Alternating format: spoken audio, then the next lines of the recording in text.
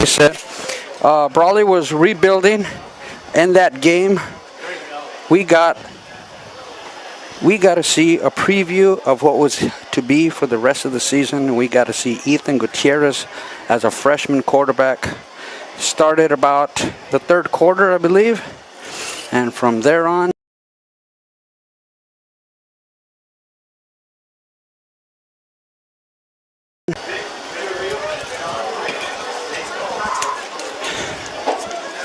let's take this time to shout out a couple of our sponsors here.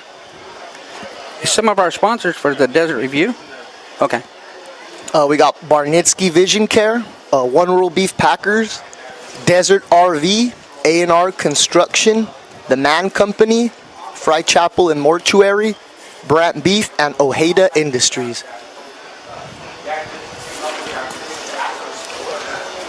So the game clock says about 7 minutes.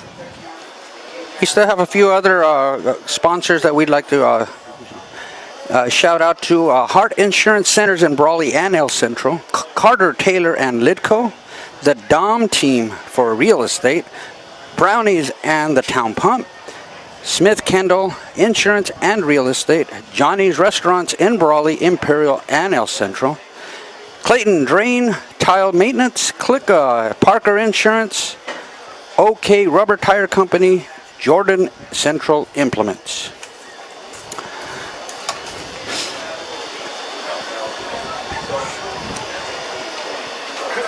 Go ahead and read that again. And broadcast rights to this BUHS contest have been granted to the Desert Review by Brawley Union High School District and is intended solely for the enjoyment of our listening audience. Any rebroadcast, retransmission, or other use of this production without the express written consent of the Brawley Union High School District is prohibited.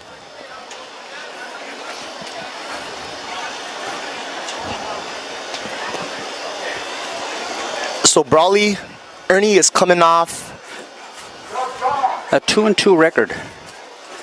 And Gila Ridge is entering the contest at 0-1 as it previously suffered a loss, I believe, to Glendale.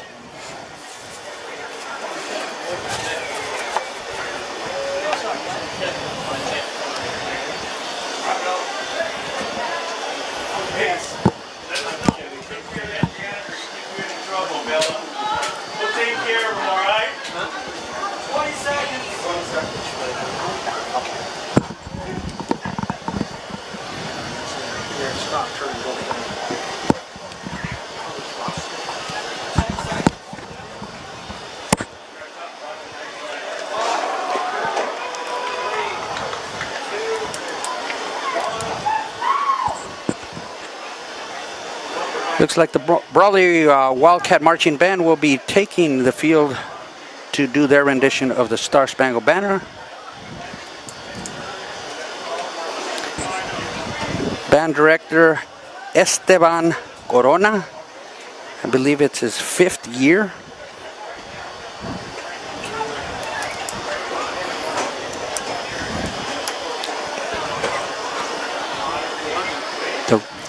The roster.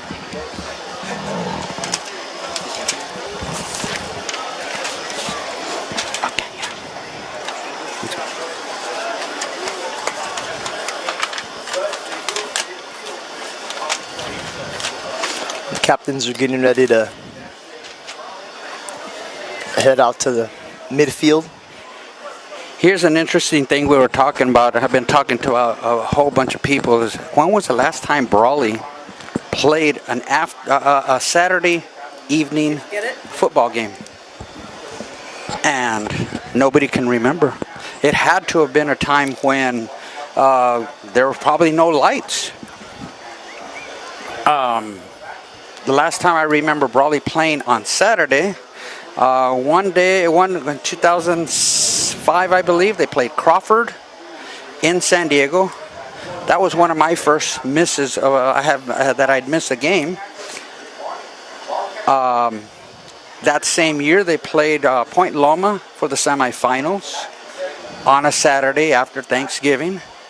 And because of that game, CIF made a real big change to the semi-playoff policies, and one of the big things that they did was they made sure that teams had to play on Friday. Coin toss. Captains for Brawley are Ethan Gutierrez, number 13, and number 23, Isaiah Young.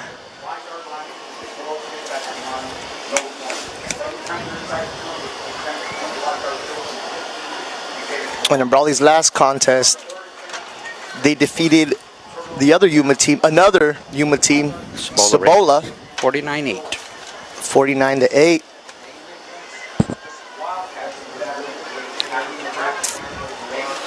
Actually, well, they're coming off of two consecutive wins, right? Yes, and Gila Ridge has also elected to defer. Brawley will be receiving the kick. They want the ball in the second half. That seems to be a very, very popular decision to make. You want the ball in the second half to either come back if you're trailing, or to take a bigger lead if you're in the lead. Keep momentum going. So that's a real big plus for winning that coin toss.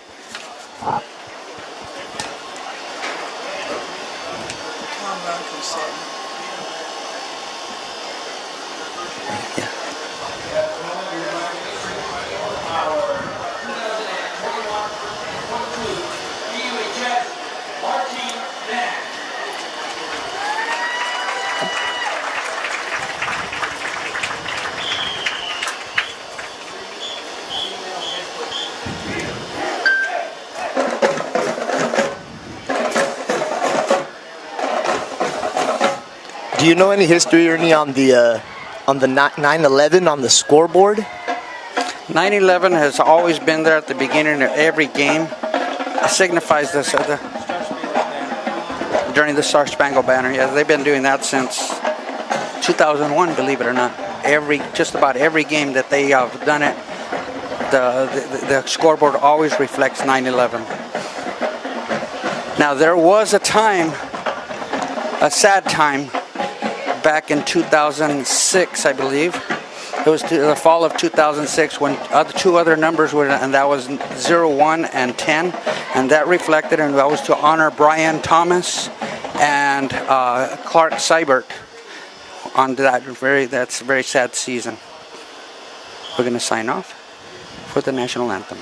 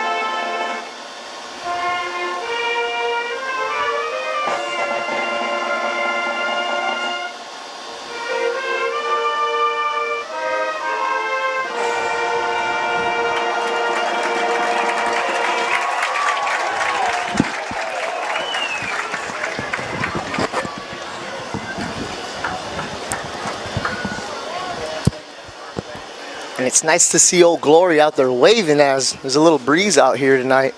Breeze coming out of the west. Those west winds are coming soon. As the pioneers once said, September 15th. We're already on the 18th. This morning was very, very nice. I don't know if you felt that cool air this morning, but the humidity seems to be diminishing, if you want to call it. And the evenings and the mornings are a lot nicer, especially for football. In the stands, not moving. Maybe not for the players. Style-wise, what kind of a matchup are you anticipating, Ernie? 93 degrees. You know, Gila Ridge has always given Brawley a good, tough first half, and then usually Brawley runs away with it. And not to knock them, they've always had a fairly okay program. They are rebuilding. They have a brand new coach, from what I understand. I'm not too sure if their athletic director is also brand new. And like I said, Brawley has only lost to them once the entire time of their existence, and that was 2 years ago. So Brawley's the only one that was on that field on that game is number 13 that I remember. There should be a few sophomore that were seniors at that time. Well, if their style resembles how they played in that 2019 season, looking at a ground and pound, field possession, grinding offense. Well, if Brawley shows anything what they did the last time against Cibola, they passed a lot, opened up everything. They opened up the run. They opened up a little bit more passing, got more confidence in the receivers. Receivers were finally catching the ball. Micaiah Washington caught his first touchdown pass. That was awesome to see. And here we go. The band is marching off as we get ready for the opening kickoff. Back for the Wildcats is number 6. That's Daniel Camilo Jr. And number 4, Brandon Porras.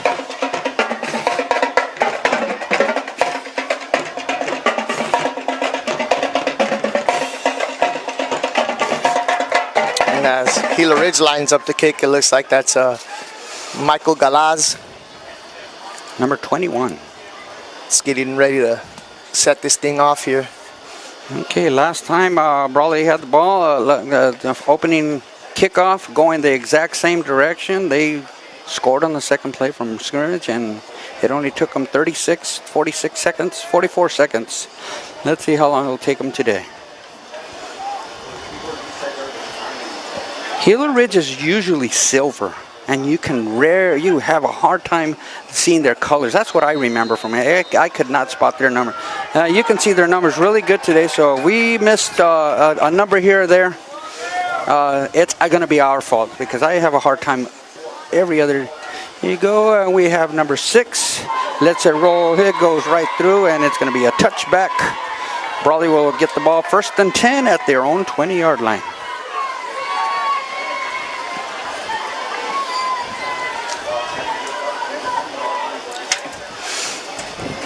So here we go. Let's see how the Brawley Wildcat first offensive drive from scrimmage presents itself. I mean, size-wise, Gila Ridge looks pretty big. I don't think this year Brawley has some size. Brawley has usually been a team that has always been smaller than the other teams, but bigger in the fight, and usually comes out winning. Let's see what happens here.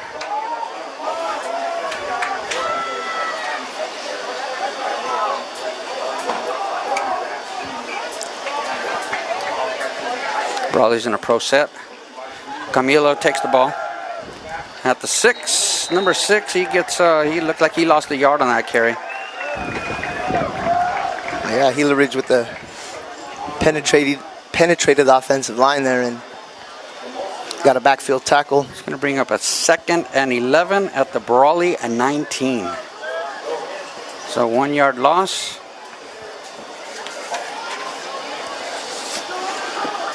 Now you got trips on this side, on the left. Shotgun position. Passing. Ethan Gutierrez on the carry gets to the 21. He gains 2 yards. Couldn't tell if that was a designed quarterback delayed draw or if it was actual pass. He elected to run, and it looks like it's going to be a 3rd and 9 at the 21-yard line after a 2-yard gain.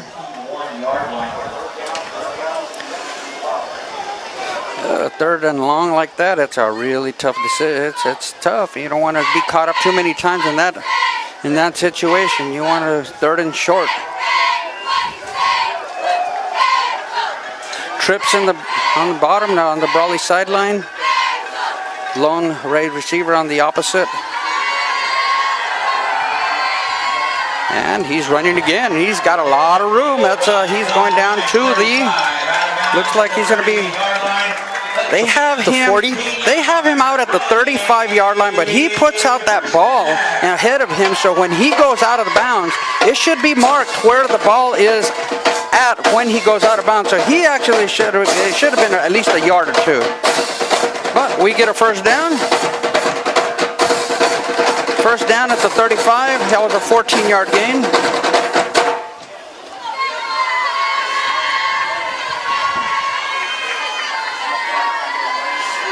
First and 10 at the 35. Everybody moving on the formation. They're going back to the trips, but no wide receiver on the opposite end. Looks like Isaiah gets his first carry of the game. He's going to get about 3. He's going to get to about the 33, 34 yard. Looks like they're spotting at the 33. So he's got a 2nd and 7. Clock runs, of course. 23, that's Mr. Isaiah Young gets his first 3 yards. And so that's Makai Washington. Another one. No, it's a Gutierrez keeps it. Oh, and he gets it down to the 46-yard line. It's good enough for another walkout first down.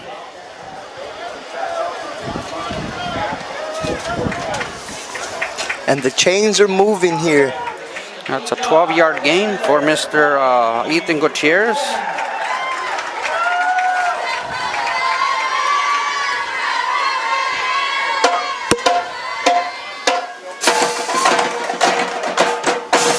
Brawley lines up in the shotgun once again.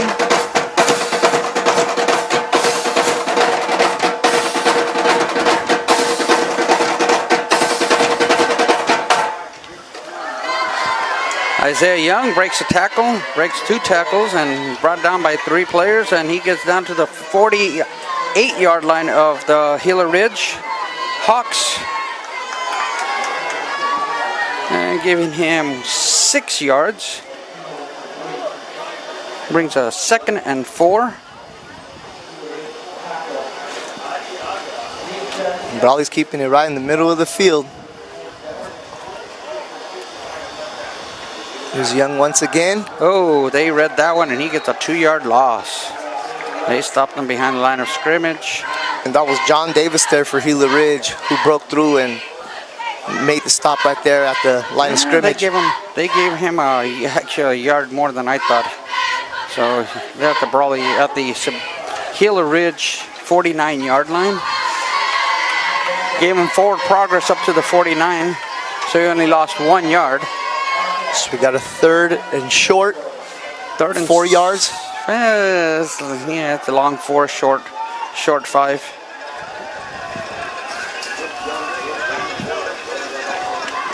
.804, 8 minutes left in the first quarter. And it's Isaiah Young up the middle. It looks like he's going to make it up for enough for a first down. They stop him at the, see where they spot it. They didn't give him the first down. I don't like that spot. There's a reason why I don't like that spot, is because it seems like that the one who spots the ball and should be putting down the ball is the one that does not see the first down marker. So it brings a 4th down and a half a yard.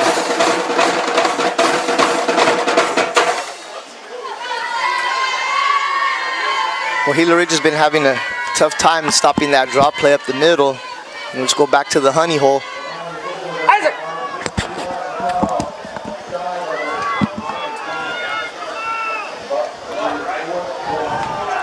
And then we have Young again in the backfield. It's tight.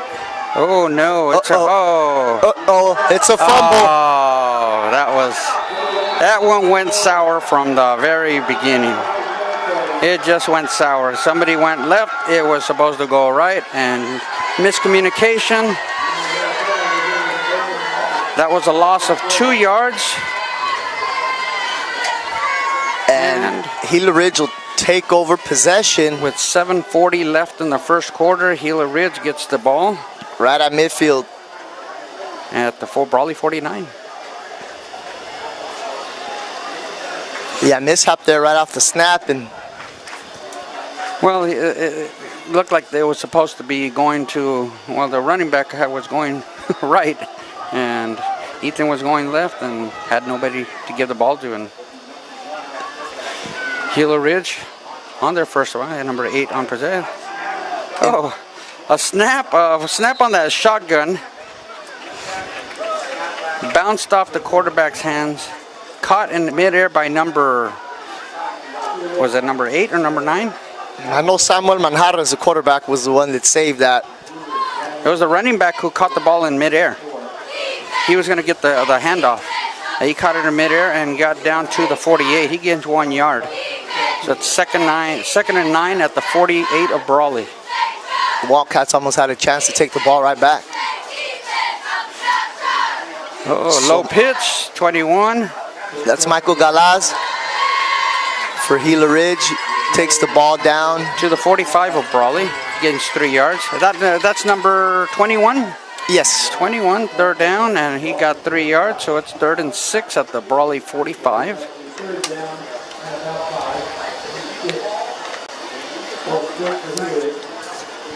And the clock has been moving the entire time. If we remember, I believe it was the Indio game. That thing, yeah, that first quarter took forever. It was like going backwards, the clock was. Lots of a few penalties, lots of incomplete passes, exchange. It was another bad snap. 21 picks it up out of the air, gets down to about the 41-yard line. So maybe it's a design play. Maybe he's supposed to snap it hard and it's supposed to be popped in the air. That's twice in 3 plays. A gadget play of sorts. It's 4th down and a long 2. They're at the 41 of Brawley. Yeah, 41. And they are going to go for it. They have momentum with that stoppage of that 4th down. Well, let's see if Brawley can do the same. High snap again. And you know what? That was a design play, and he's not going to make it. He's not going to make it. Oh, and the Wildcats gang tackle him in the backfield. 5:35 left in the first quarter. And Brawley Wildcats take back over possession At their own 41-yard line. So that was quarterback number is number 9. Is that number 9, the quarterback? Number 1. Number 1. Samuel Manjarres. Yeah, well, Also, no harm, no foul. After the turnover, Brawley gets a second chance here. It's their first play of their second drive. my prediction is Brawley's going to score within 3 plays. Maybe 1. Oh! Well, that's broken up there by the Gila secondary. You had 2 players close to each other, 17 and 4. If 4 would have had that ball, I think he would have had a better chance of getting that reception. That was Porras. Brandon Porras, number 17 out there was Robert Platt. Yeah, it looked. They were kind of close to each other. That's one of those type of play. 2nd and 10 at the Brawley 41. Brawley still trying to get some momentum. It looks like they got a mismatch out there. There it is. There, number 42. That's the Tanner Carranza. 42. And he gets down to the Brawley 47-yard line for 6 yards. It's going to make a 3rd and 4 at the 47 of Brawley. As the clock keeps on running, they've been keeping it inside the, pretty much in between the, what are those called? The hash marks. The hash marks, I can't think of them. Just about everything's been between the hash marks. Well, Brawley's been having success with just that battering ram draw play right up the middle. See if they go right back to it. Oh, they got us. That was Isaiah Young. He got down to about the 49. And it's going to bring up a fourth down again. A deja vu once again. It's going to be fourth Fourth and about two. Fourth and about two. They call that a long one or a short two. And this time Brawley is going to elect to punt. Fourth and two at the 49 of Brawley. And it's... Is that Carranza also out there lined up to kick? Yeah, because now the punters are 42 and 12, so I can't say that's a 4 on this side. Pretty sure it is. And he boots it down, and it looks like it's going to go... Oh, it takes a bad bounce. And it's going to be down by number 31 at the 27-yard line of Gila Ridge. And field possession is going to be a little bit... About a 31-yard kick there. Yeah. It's my understanding that Chandler got talked to about punting with the next level after the first game. So we have 4:04 left in the first quarter. The first time the clock has stopped, other than the exchange of possessions. First and 10 for Gila Ridge at their own 27-yard line. And then once again, that's Michael Galaz running. Pass number 1. Oh, that's nothing. That was intercepted. Oh, and he's going down the sideline. All the way into pay dirt. Yeah, it looks like he got the ball about the 38-yard line for a 38-yard interception return. That was Isaiah Young there. Isaiah Young, he had possession. It looked like it could have been maybe an incomplete pass. He had control of it. And once he had control of it, he had 2 steps down. Could it have gone as an incomplete pass? Possibly. He picked it up right off. He got a perfect bounce. It bounced right back to him. Something you can't predict on a football because of its really good shape that it is. He picked it up and had open daylight. Nothing but green pastures to the end zone. Broke one tackle and slipped right in at the 3:54 mark. Isaiah Young gives Brawley the initial score of the game. So the Wildcats go up 6-0. Appears to be a player down for Gila Ridge. At this time, I would like to mention some of our sponsors. Our sponsors being Barniski Vision Care, One World Beef Packers Desert Review, A&R Construction, The Man Company, Fry Chapel and Mortuary, Brant Beef, Ojeda Industries. And since we have a little bit more time, let's give a shout out to the other sponsors. Heart Insurance Centers in Brawley and in El Centro, Carter Taylor and Lidco, the Dom Team for Real Estate, Gabriel and Juanita Rebelars, Brownies and the Town Pump, Smith Kendall Insurance and Real Estate, Johnny's Burritos in Brawley, El Centro, and Imperial Clayton Drain Tile Maintenance, Clicka Parker Insurance, OK Rubber Tire Company, and Jordan Implements. And the player that was injured there for Gila Ridge is Dylan Frisch, who's up and getting helped off the field. And Brawley will line up for their number 56 point after attempt. Yeah, Dylan Frisch, junior.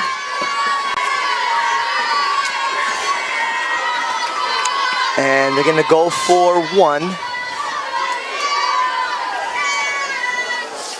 In their place, Brawley's place kicker. That's Brandon Porras. Number 4 is Brian, his brother, and the kicker is Brandon, and he gets it right between the uprights, and they take a 7-0 lead. Now in just already the first quarter, we've had 1 interception, 1 fumble, and 2 turnover on downs. The game stayed in the middle of the field. Let's see how Gila Ridge responds.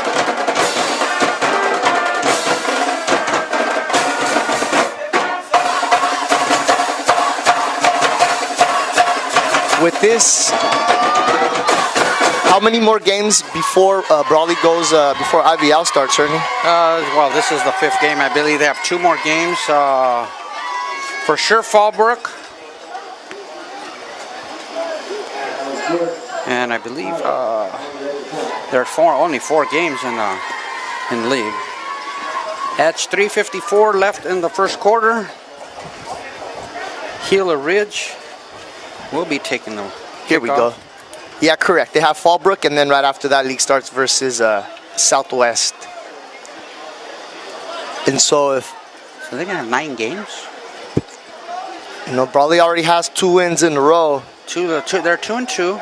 That's 4 games. This will be whatever they end up here. There'll be 5 games, 4 league games, and kickoff is to the pooch kick by number 9, who takes it Jonathan at the 30, and he gets a good 7-yard gain. Jonathan Noriega, number 9 for Gila Ridge. I haven't had a chance to see many Brawley's games this year. Ernie, do they do that pooch kick often? Yeah, that's a very common thing that they do. And it worked very, very good in Indio. It really helps when the other team doesn't know that a ball is live after it's off the foot of the kicker. And they didn't do it twice, and Brawley got possession 3 times in a row against India. I wonder if that's to avoid any... Setting up, it sets up. It's a hit and miss. They can start at the 35-yard line. Depends on how the teams are. Number 21 gets it to the. Oh, do we have a ball fumble? comes loose? Ball looks. Brawley showing that they have recovered, and yes, they did. Wildcats are saying they have it. Looks like number 21 might have gotten that ball. Yes, 21 appeared to have gotten the fumble. Charlie Lai. 3:44. They had the ball 10 seconds on their drive. Brawley will take over. 1st and 10 at the 37-yard line of Gila Ridge. And the Wildcat defense has taken no prisoners today with already 2 forced turnovers.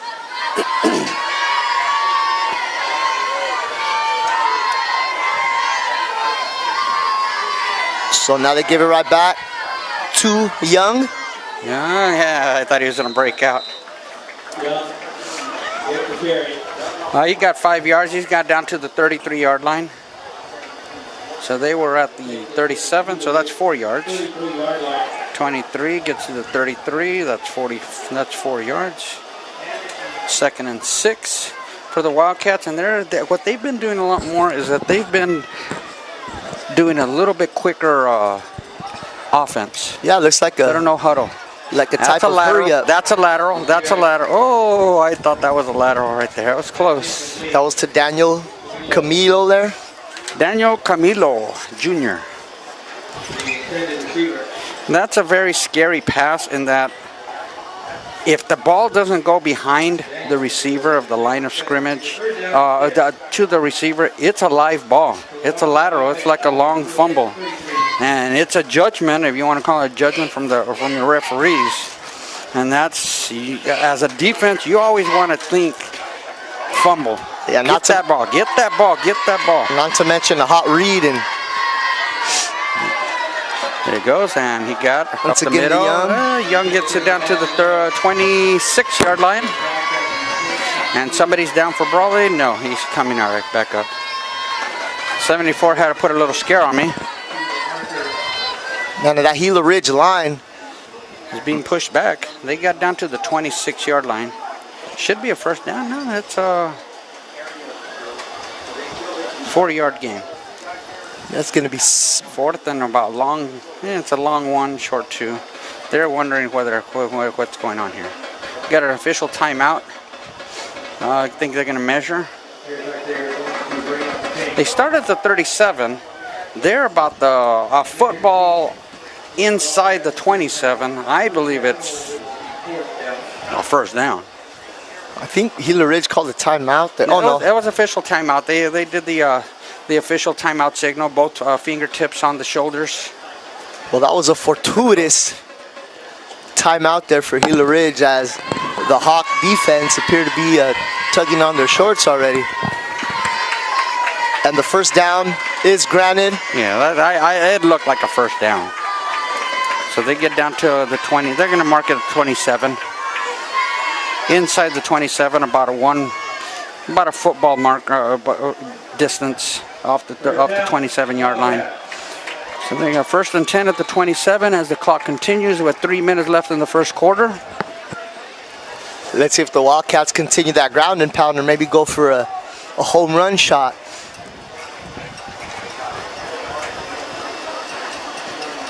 Go with the same lineup that's been working for him. And it's Ethan Carey keeps the ball. Jukes over the player. Oh, nice spin move. One. Nice little juke. Three jukes, and he's down to the 15.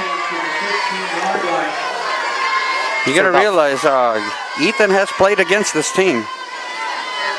They wore different color uniforms back in Gila Ridge and Yuma 2 years ago. But they celebrated big when they finally beat Brawley for the first time. That should be a first. It's at the 15-yard line. It should be a first down. They're not moving the markers. It's 1st and 10 at the 15. 13.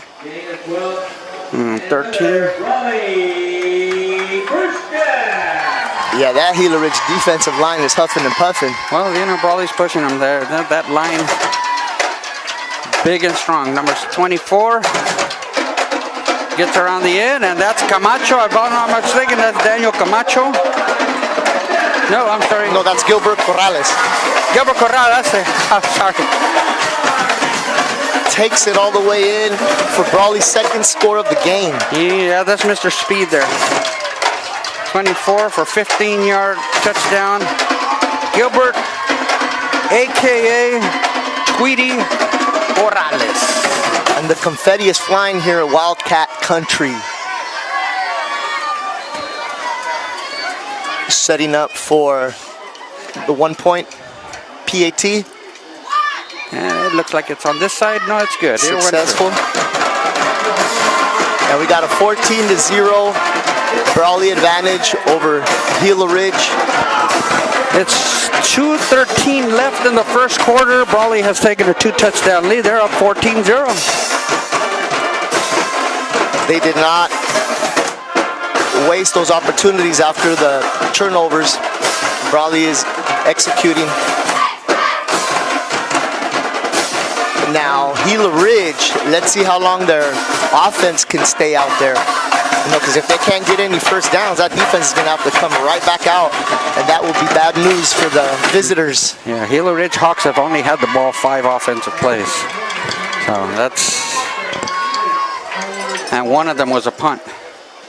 And let's keep an eye on that snap. It's been a thorn on their side for the beginning of the majority of the first period. 2:13. It looks like they're. I predict the pooch kick here again. The worked for him last time. Well, you have the look at the returnmen are very deep. They're very deep. So it's going to go to that pooch on the other side. Yep. Nobody's getting the ball. Number 8 looks like got the ball at the 31-yard line, and he didn't go nowhere. That was Benjamin Hendershot. Number 30, what was that name? Number 8. That was number 8 for Gila Ridge with the reception. So here we go. 1st and 10 on their own 32-yard line. 1-yard return. He got it at the 31, took it to the 32, fell forward. And in contrast, Brawley's defense should be nice and fresh.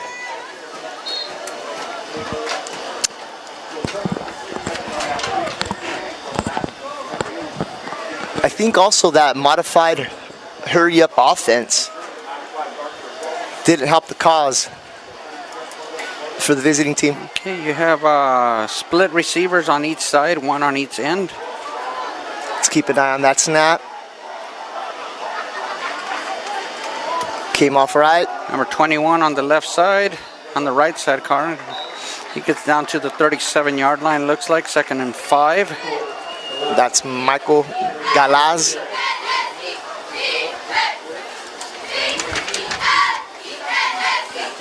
Number 21, Galaz, yeah, G-A-L-A-Z.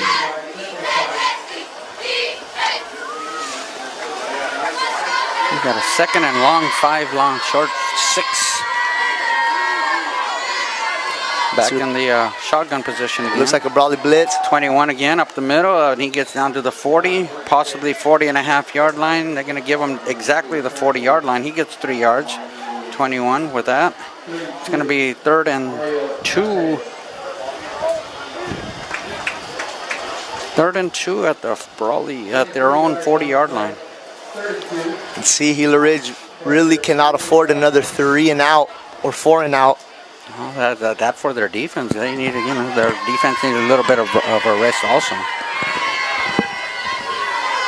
There's plenty of players on Brawley's defense that do play offense, so they don't step off the field.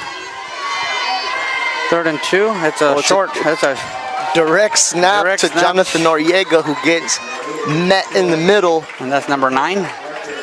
Number 9. Yeah, that's kind of like a trick play. It's he goes in motion in front of the quarterback. Direct snap to him and trying to catch somebody off guard. They don't get any yards. You're looking at 4th and 2 at their own 40, and they're going to be in punt formation, and number 21 is their punter. Yeah, the Wildcats are not fooled by that one. They're going to punt with 20 seconds. Let's see if they let it run out or if they're going to snap the ball before the time goes out. And that's Daniel. They were smart. I mean, you're playing by the odds. You want to snap that ball before and have that punt go with the wind. But it looks like they're going to run out of time. 4, 3, 2, 1, and no, they're waiting for it. And that's the end of the first quarter with Brawley 14, Gila Ridge 0. We're going to have an intermission. Wow, I cannot believe they didn't take advantage and kick with the wind. Yeah, now they're going to have to kick against the wind.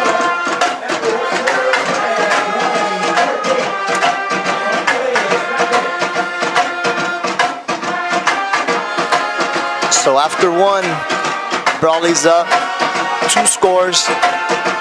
Let's see if they don't fake. I doubt it very much.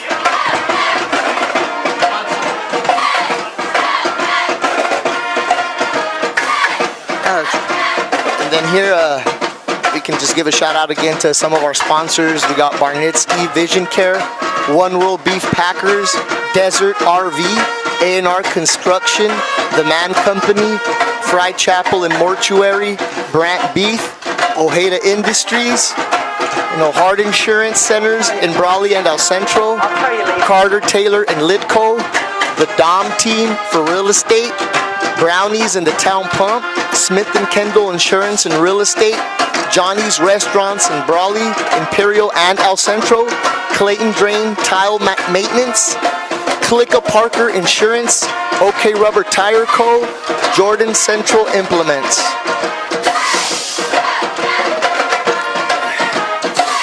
Wow, every time I read that Johnny's shout out there, kind of everybody's favorite. Kind of gets the mouth watering, and Gila Ridge lines up to punt against the wind. Number 21, and back for Brawley is Carrillo. Number 6, and it's a bad snap, high snap. Number 21 gets the ball, and it's going to be down at the 18, 19-yard line. Brawley will take possession there.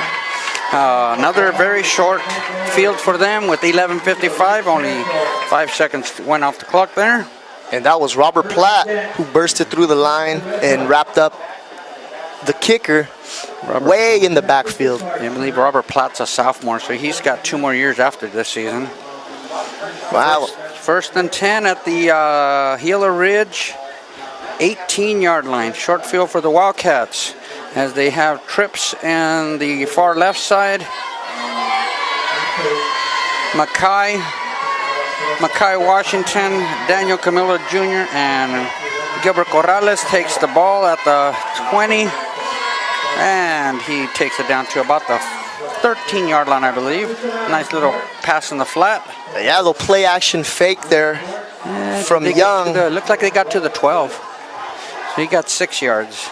And they hit Brandon 13, Porras. Number 4, Brandon Porras. I'm sorry. I keep on missing, though. And there's my apologies. A fake handoff. And Brawley continues with that modified hurry up as the Gila Ridge defense is just completely gassed. First and 10 for the Wildcats as at the 4-yard line of the Gila Ridge. And that was Ethan Gutierrez with the fake handoff from the QB keeper for Brawley. First and goal. Yeah, 4 plays to make a touchdown. Inside the 5. Brawley started off in prime real estate, probably their best field position after a turnover thus far. Hey, anytime you can start off in the red zone, it gives the offense a good momentum. And it looks like number 42, Tanner Carranza. They have him going in. It didn't look like he made it, but they have him going in. Tanner, number 42. Can't remember if he has a touchdown this year. I don't believe he does. I think that might have been his first carry for a touchdown, 4-yard touchdown run for him. And Tanner brings the ball across the goal line with 10:49. Brawley's third score of the game. They're going for one again. And that kick was nice. That went right through the middle and far and everything else. And we have a hurt. So now we're looking at a 21-0 Brawley advantage early in the second quarter. Gila Ridge. What makes this really, really interesting is that players who haven't scored the entire year are scoring, which is going to give other teams something more to worry about. We go, okay, wait a minute, Ethan isn't scoring. Isaiah's not scoring. They're the only ones that are scoring usually. Now you have number 4. Please remind. So that scouting report just got thicker. Yeah, Porras just scored. You had Daniel Camilo score earlier.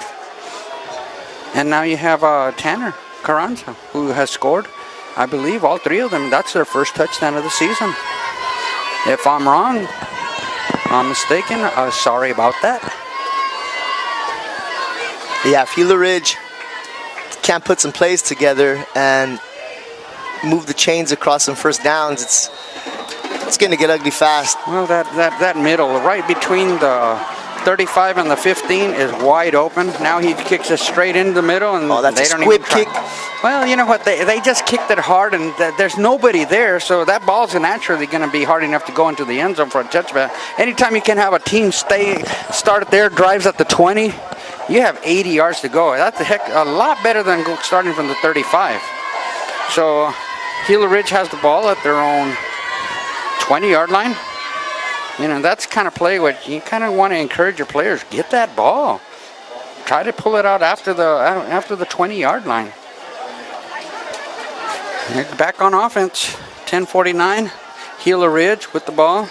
They've got trips on the right. One lone side. It looks like a exact formation Brawley has. And Brawley's bringing 4.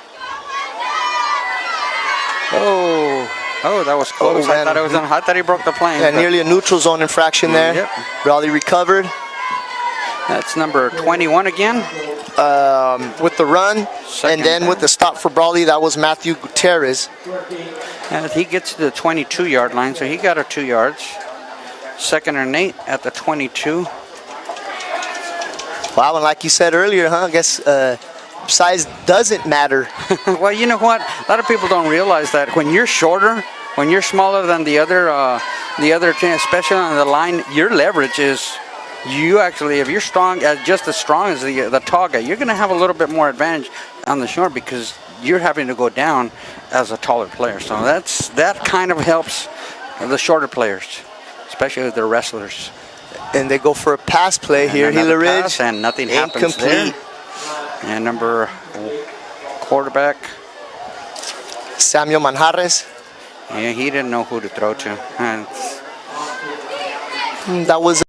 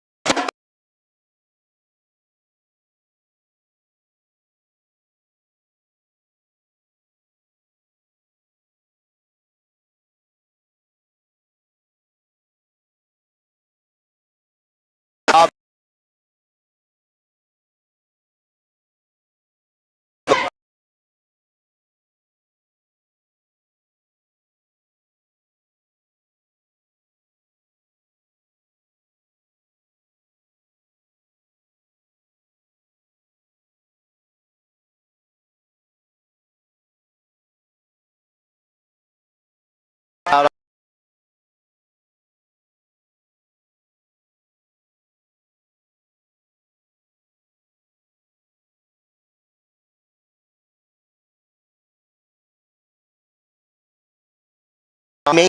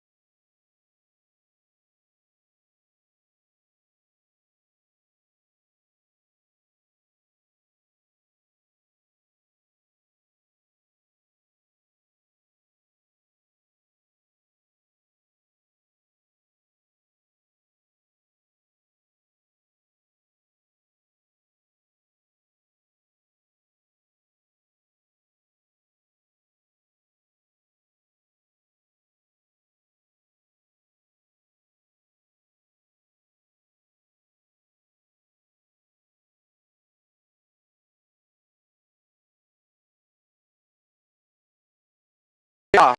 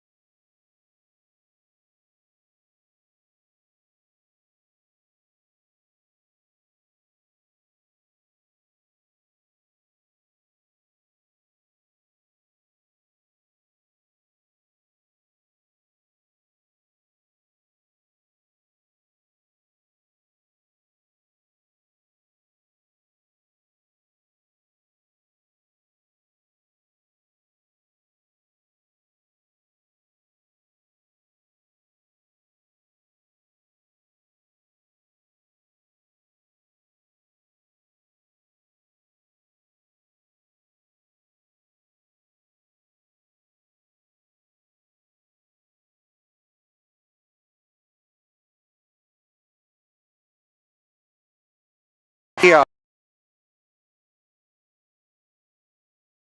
Let me see if I had. I cannot see number 1 out there on the sidelines. Tran appears to have a little bit more confidence in his arm. The last passes looked pretty crispy. Was he the one that got hurt earlier? That may have been the injury on the sideline earlier.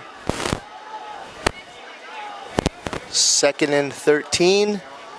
Number 7 once again, and he just. They tried the same exact, probably slant route 2 times in a row, and nobody was there.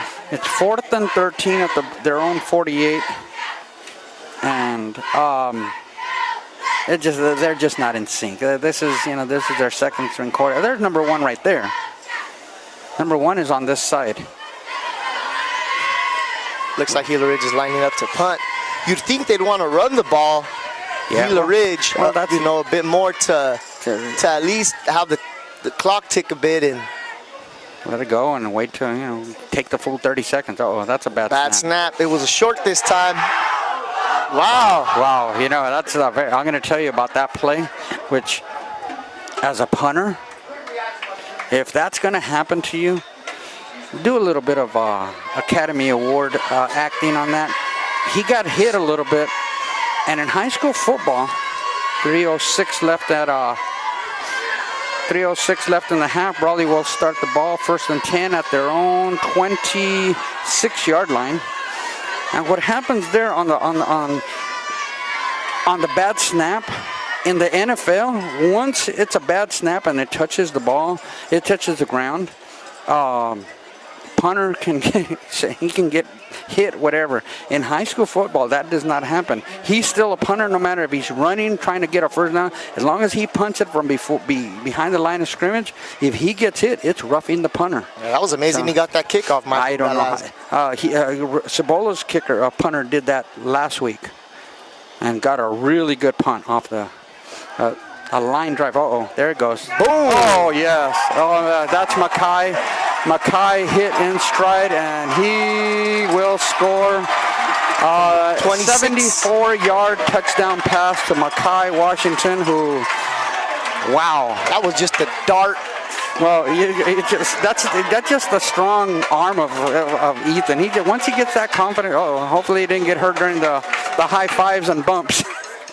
A little bit of celebration at that in the 74-yard touchdown pass.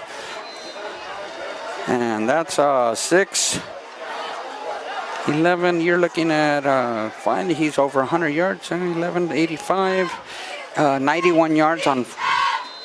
Kick is good. 42-0 with 2:56 left at half. One play drive of 74 yards. Connection to Mackay Washington from Ethan Gutierrez brings it to a 42-0. Yeah, Brawley's just inflated the lead now. Well, it's not inflated. You have to get in groove. You have to get in sync. The Wildcats seem to be having success against the Yuma schools.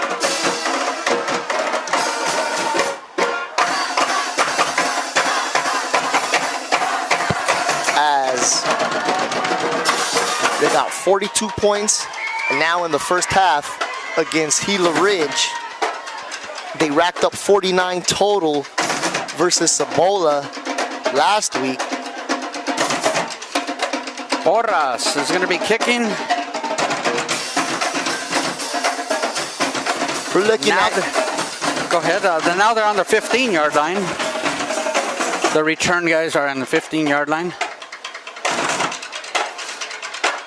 Even if Brawley doesn't score anymore throughout the contest, you're looking at nearly 100 points to 8 in the last 2 games versus the Yuma schools. And he's going to take it at the 11-yard line. Goes back to the 5, and it was supposed to be a designed. Are they going to? He lost 3 yards. So number 3. And Matthew Gutierrez started at the 11. He got back to the 8. Lost 3 yards. 1st and 10 at their own 8-yard line. And you have 2 minutes and 50 seconds left. What do the coaches say? Never run back.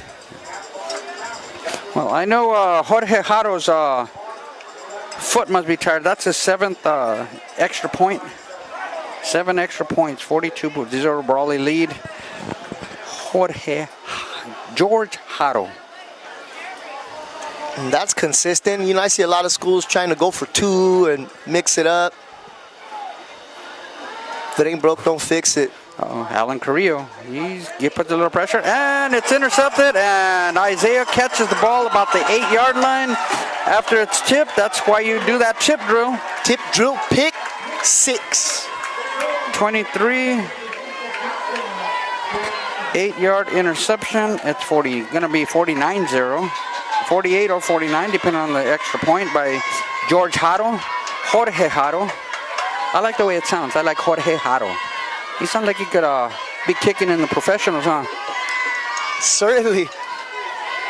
The Gila Ridge Hawks are getting de-plumed in Brawley by the Wildcats.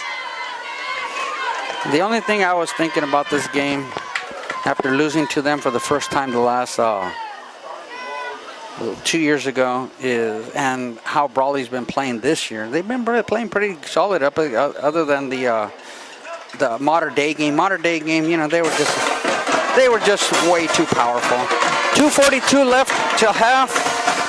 You're looking at Brawley 49. 49-0. 49-0.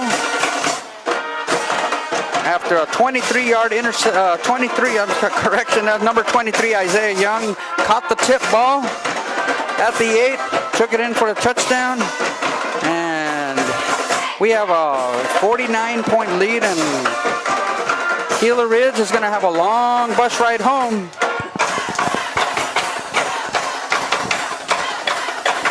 Yeah, Brawley football is looking like they finally found their stride this season, which is right on time with one game left to play in non-conference action before we get into the IVL.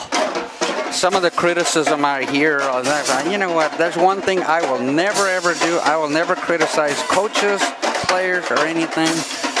First thing you hear is, why doesn't Brawley play like this against Modern Days and Valley Centers? And you know what? Because they aren't this type of team.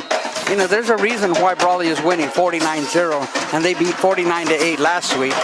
You know, okay, here we go, 20-yard line. He gets it as there's Manjarres. 14, number 1. There's the quarterback. Oh, yeah, that's 24 with an open field tackle himself. Takes it from the 11-yard line, 14-yard line. And number 1 took it all the way down to the 23-yard line. 18 to the... So Manjarres is back in. Yeah, he was in on the last play. He was on during the punt. He was one of the players in front of the punter. He was on our side. So you're looking at 2:36 left. I guess that pick 6 didn't fare too well on the... Yeah, well, you know what? That was you can't blame that one on the quarterback. It looked like it hit his hands. He didn't catch the ball. It tipped, and that's... you win by the pass, you die by the pass. That's the bad part about passing. You stop the clock, leave a lot of time for the other team to score, and you have interception returns like you just saw. They're on the 23-yard line. So that was a matter of... Number 7 is still back in it. Another tip ball. He's got a gun. He took a good hit, and he's getting up slow. I don't know who hit him. Could have been number 35. Or number 72. And Gila Ridge cannot afford. 2nd and 10 at the 23, leaving 2 minutes and 32 seconds. So it's like 4 seconds on that play. And you're going to have Brawley's first-string offense on the field again with a minute left if they do exactly what they're doing right now. And they get the ball. Gila Ridge will get the ball to start the second half. So you have Platt wondering who's he going to cover. And I believe he's going to watch him. I was going to say he's going to probably. Number 1 gets the ball. He's got a little bit of open field tackle, and he gets down to the. He's going to get a first down. His knee was down. I didn't hear a whistle, but his knee was down. Yeah, Brawley brought the house on that one, and Manjarres made him pay with the slant route. Yeah, 7-1 to the quarterback. The quarterback's now catching the ball instead of throwing it. Starting quarterback, that is. He got down to the 34-yard line. That was an 11-yard gain, one of the longest plays, and it's been a while. 1st and 10 at their own 34-yard line. 2:12, and the clock is running. You have trips on this side. Number 8 going out to the far side. Going to be covered by Daniel Camilo Jr. On the bottom you have over here Isaiah Young and Corrales. Lower long ball. Oh, and it was Aiden Torres. Nearly. It was one of those easy catches that you always miss. You know, you have too much time to think about it, and he probably was thinking touchdown after because there was nobody was going to catch him. So it's 2nd down and 10 at the 34. They're still passing. I don't understand when you should be.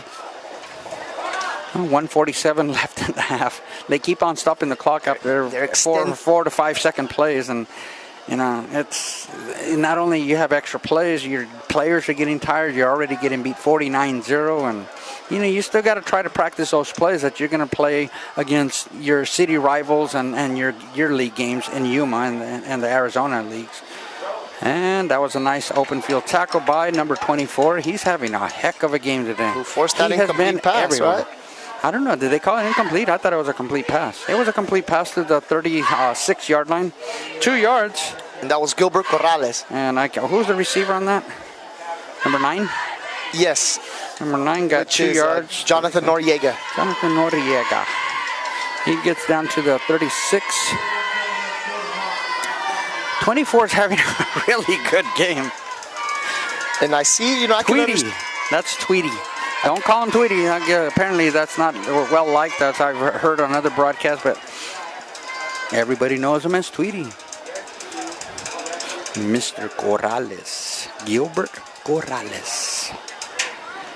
Number 7, quarterback. And he tosses it up for, Isaiah Young wanted that. He went up to it, and he realized, I overran it. I could have had a pick 6 again. So it's 4th and 8. Clock stops. And incomplete pass. I understand the logic. Maybe since they've got one game in only this season, they being Gila Ridge, their coach wants them to get some reps. However, like you said, Ernie, earlier about, you kind of the trade-off is you're going to practice some plays that you probably can, you're going to be able to be successful against Yuma. I don't know who their league consists of. It's all weird over there. Yuma Catholic doesn't play anybody. They're playing everywhere else. Bad snap. That's going to be. Yeah, that time. That could have been barely got it off. Number 21. He punted it down to 48 seconds left in the half. To the 43? 21. Yeah, you get the 42. 42-yard line.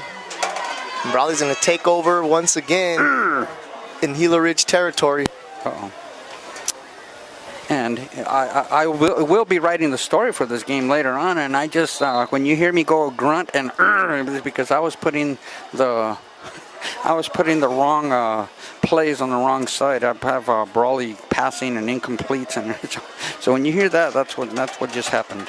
Little chicken scratch debacle. Well, it's hieroglyphics. So Brawley has the ball, 48 seconds left. I believe they're going to throw one in the end zone, or at least 2. There we go again. Whoa, he just overthrew him. Slightly overthrown. He overthrew Daniel Camilo. And on the street. And you have post route. 4 second play, down to 44 seconds now.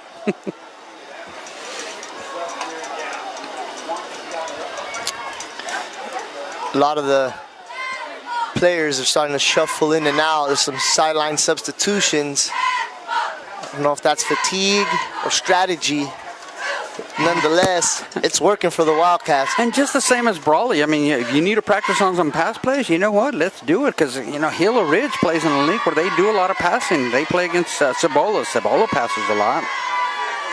And you have Mackay gets out of bounds. He gets down to the 34-yard line. That was a nice pitch and catch right there. Stops the clock for a 1st and 10 scenario. 42, you're looking at a 3rd down and 2. He got down to the... oh, yes, correct. 3rd down. 34-yard line, so that was an 8-yard. About 2 yards shy. Yeah, 32. That was to Mackay. He got 8 yards. Now you have 40 seconds. 2 plays in 8 seconds. So now, see, stuff like this helps you out when you need those plays, the short routes and the out of bounds. And now that Brawley's going to take a knee. He's going to knee it out. A little bit of mercy there for the Wildcats. Well, it's they're not going to most likely play in the second half. A 49-point lead. They're just going to let it run out. They're going to take 2 knees and end the quarter. And the half, and they'll regroup. Gila Ridge will take a rest. Brawley will see what's going to happen at the end of the game for the second half. And as the final seconds are ticking away of the second quarter, Brawley takes a 49-0 lead. You're looking at 98-8. Into 49-8 last week, 49-0 at half this one. So let's see what the second half brings. Well, we could take this time at halftime to thank some of our sponsors. Barnitsky Vision Care, One World Beef Packers, Desert RV, A&R Construction, The Man Company, Fry Chapel and Mortuary, Brant Beef, Ojeda Industries, Heart Insurance Centers in Brawley and El Centro, Carter Taylor in Lidco, the Dom Team for Real Estate, Brownies in the Town Pump, Smith & Kendall Insurance and Real Estate, Johnny's Restaurants in Brawley, Imperial and El Centro, Clayton Drain Tile Maintenance, Clicka Parker Insurance, OK Rubber Tire Co., and Jordan Central Implements.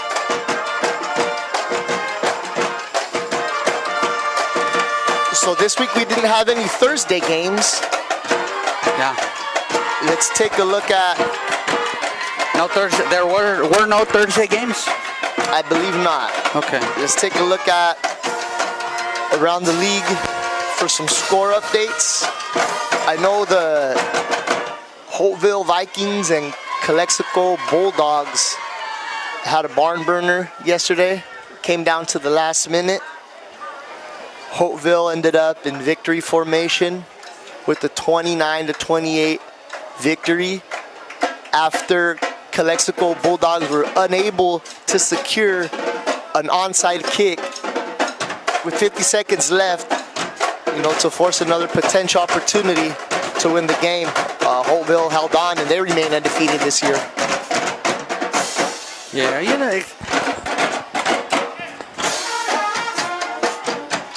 as far as Calexico, they were 3-1 going into the game, and you wondered, is Calexico going to be somebody to...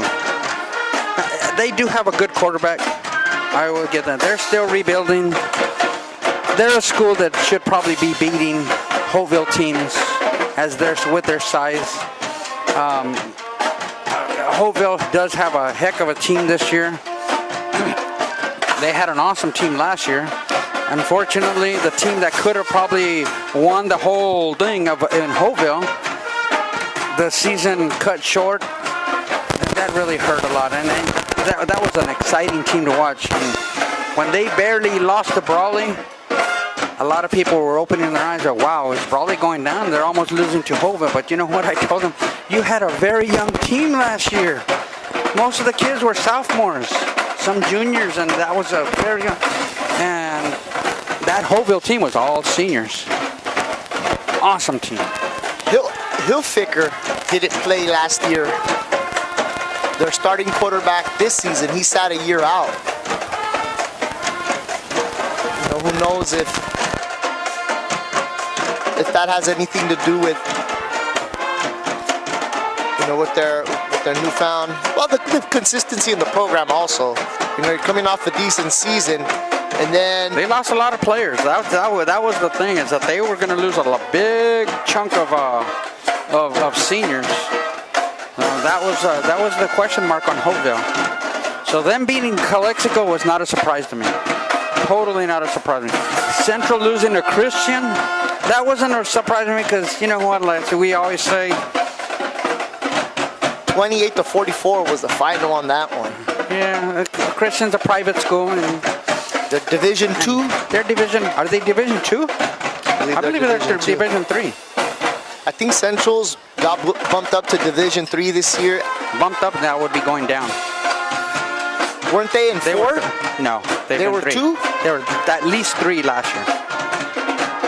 They didn't. I don't believe El Central went to Division 3, Division 2 because Brawley and Central lost in the semifinals to teams who ended up going to Division 2, Scripps Ranch and La Jolla.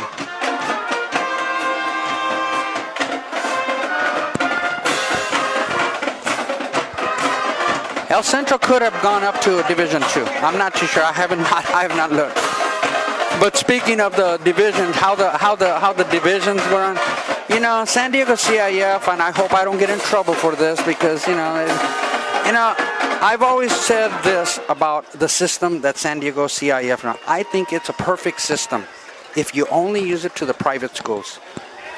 Everybody else, the public schools, should not be affected that way. And people say, well, you have losing teams, teams that can't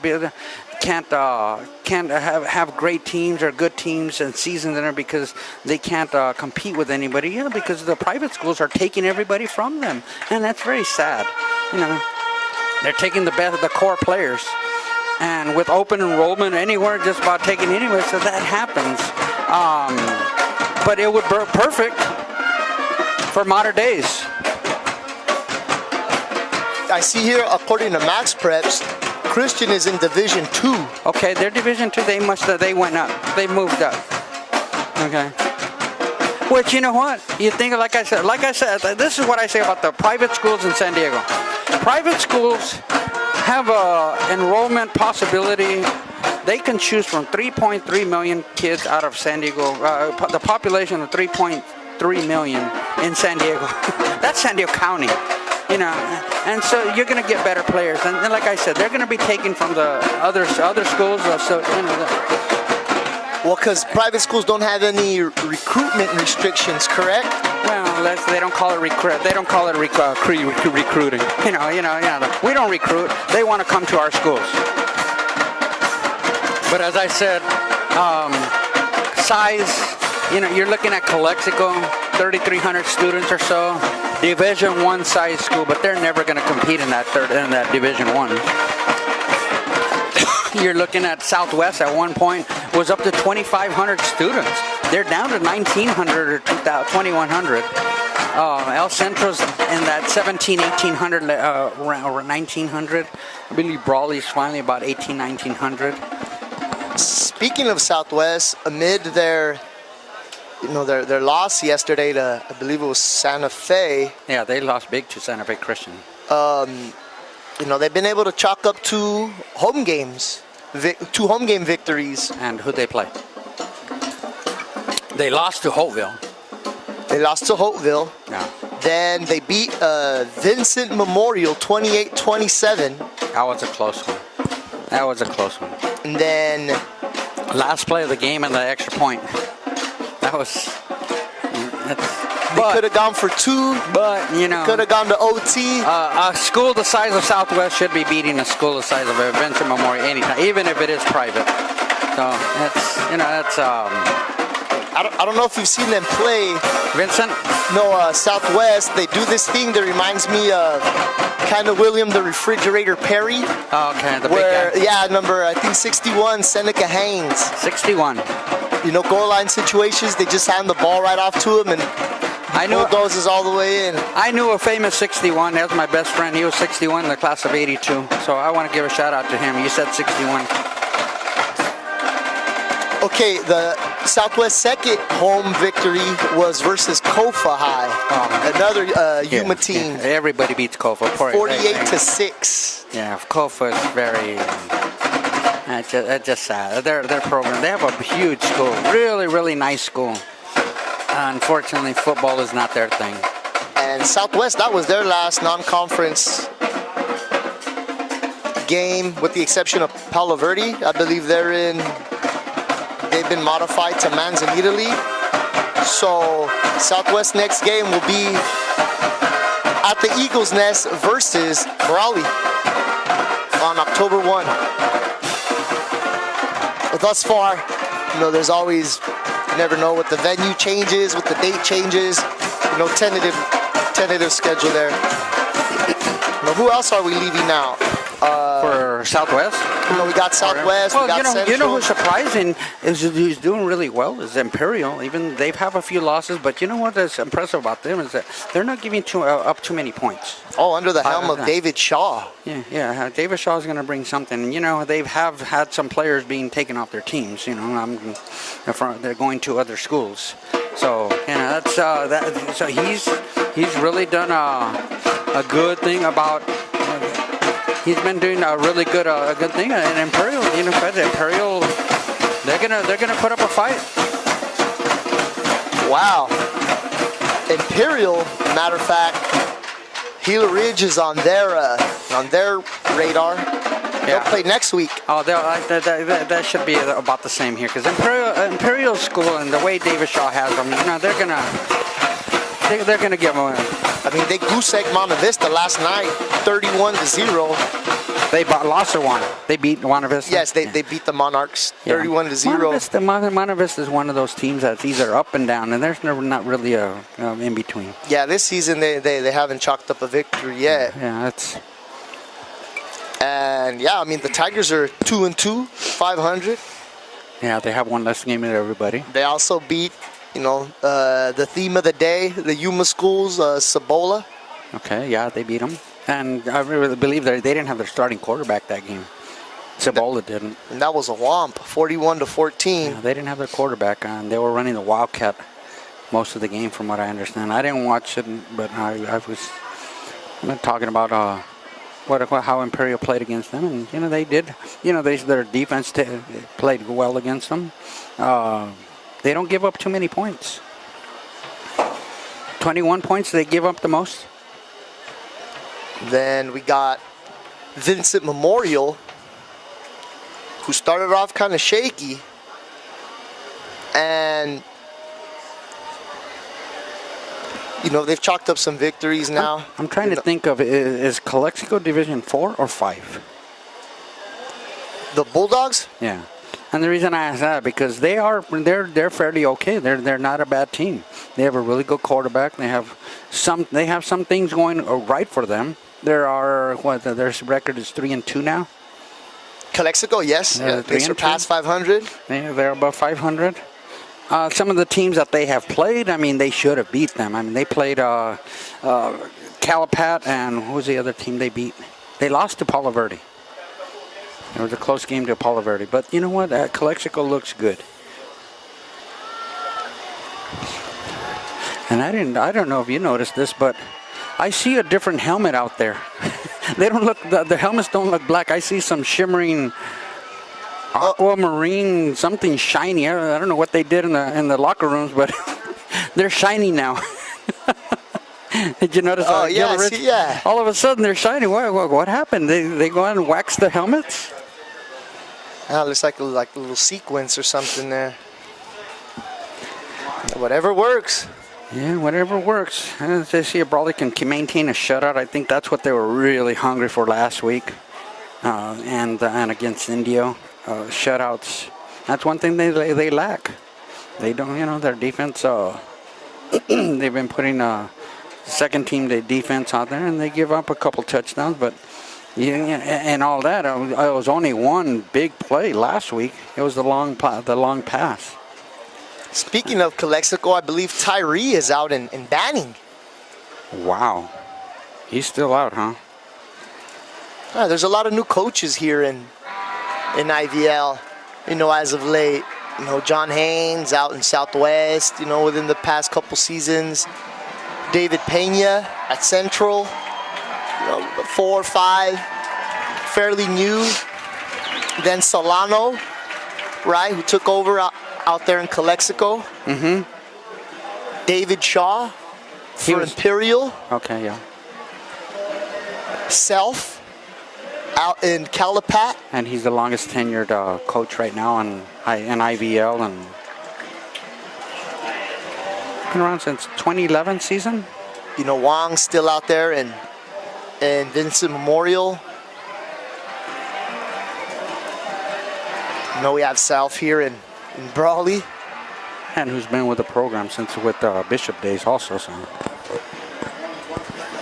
consistency really helps. So you've seen a lot more Brawley football this year than I have, Ernie. No, I've seen more Brawley football in the last 30, 40 years. What do you think this team fares at this point from previous years? You know what? I don't even like to compare. It's a disservice to these guys. I see a lot of good things. I've always said that this team has a real good core of players. One of the things that really stands out to me, and something that that fans will not see, and I was able to see that, is one of the awesome things I saw, especially in that modern day game, is how they. On the sidelines, even though they were getting beat, they were loose. They understood. Let's just learn.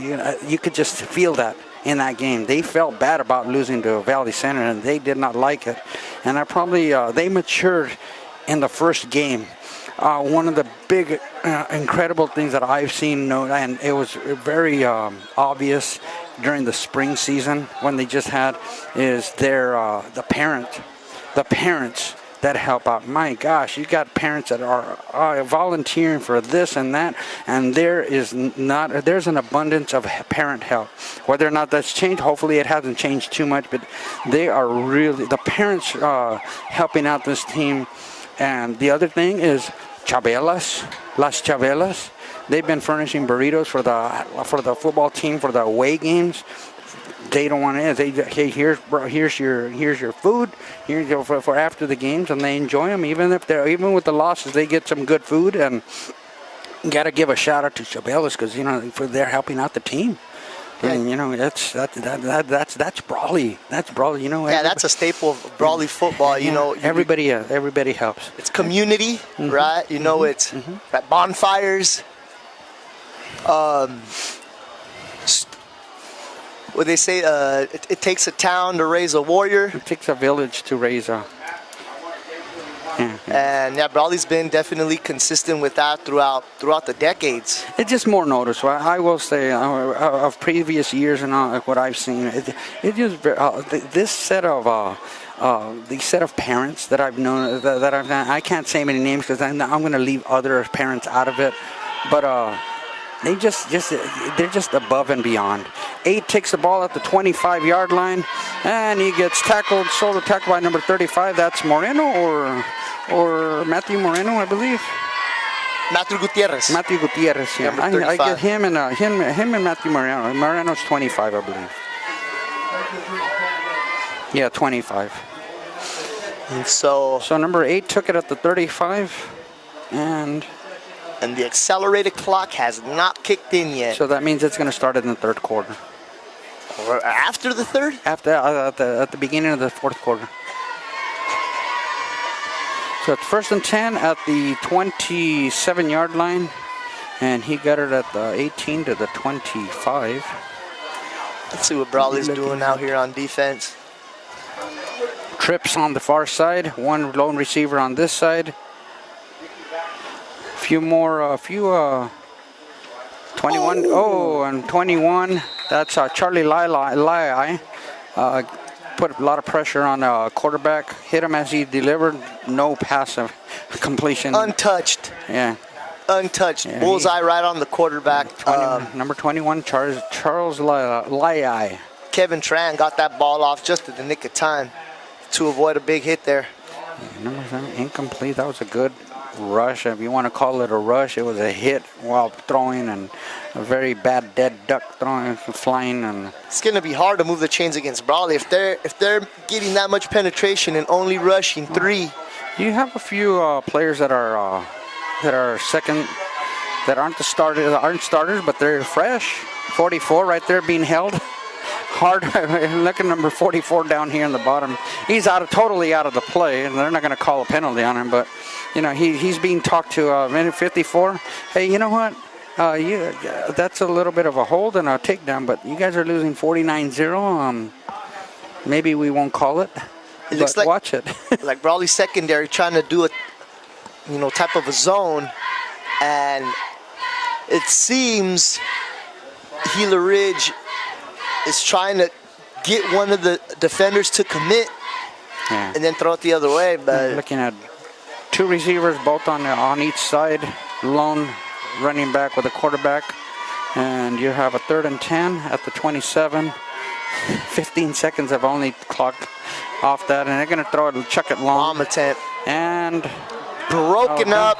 You don't want to catch that ball, That's worse than a punt. You kind of want the stat for the interception, unless if you're gonna read it. But you know what? In that situation, as bad as their snaps have been on punts, and the punts have been, you know what? You probably just want to bat that one down and force them to punt. 4th down and 10.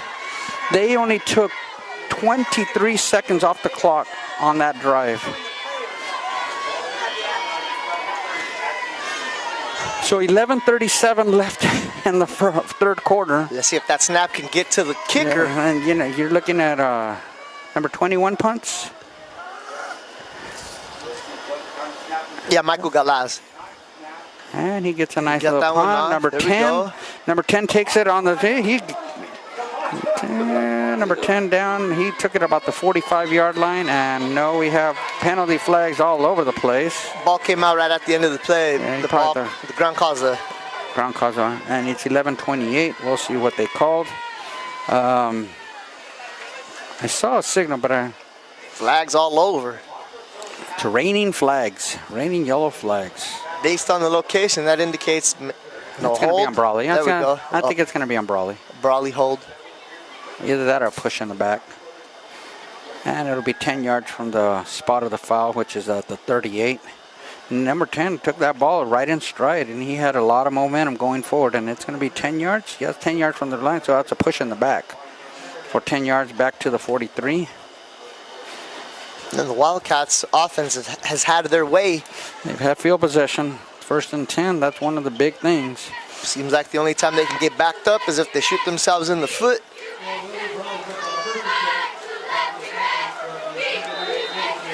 And body language, Gila Ridge, they're wearing their exhaustion. It doesn't feel good when you're losing 49-0. And you still have another half to go, so. And it looks like, there's movement up there. Yeah, you have second offense out there. You have number 22, which is Dawson Figueroa as the quarterback. I didn't see who ran that ball. And most likely is going to be number 25. You have number 22 and number 25 out there. That's Dawson Figueroa. Dawson Figueroa is the quarterback.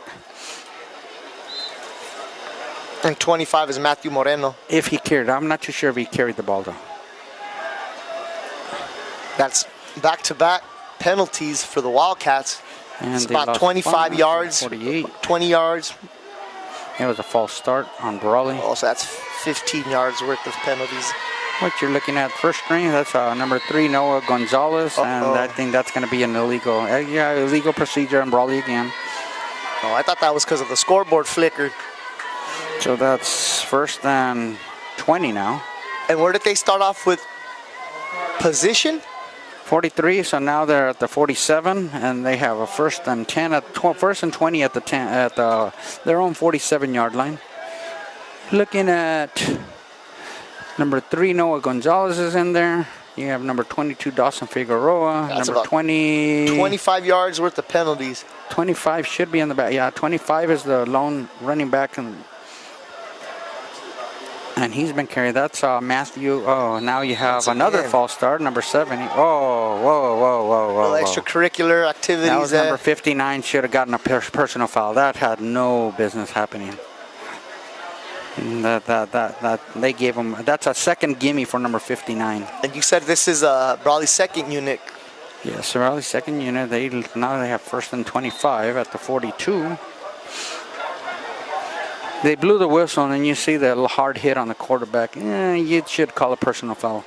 No matter how 59 had that hold, that takedown hold, that he got scolded at by the referee earlier. So it's first and 25. 25. Number 25 is going to take it down for about 5 yards, probably about 4 yards to the 46-yard line. 25, that's Matthew Moreno. Moreno is the brother of Michael Moreno a few years back.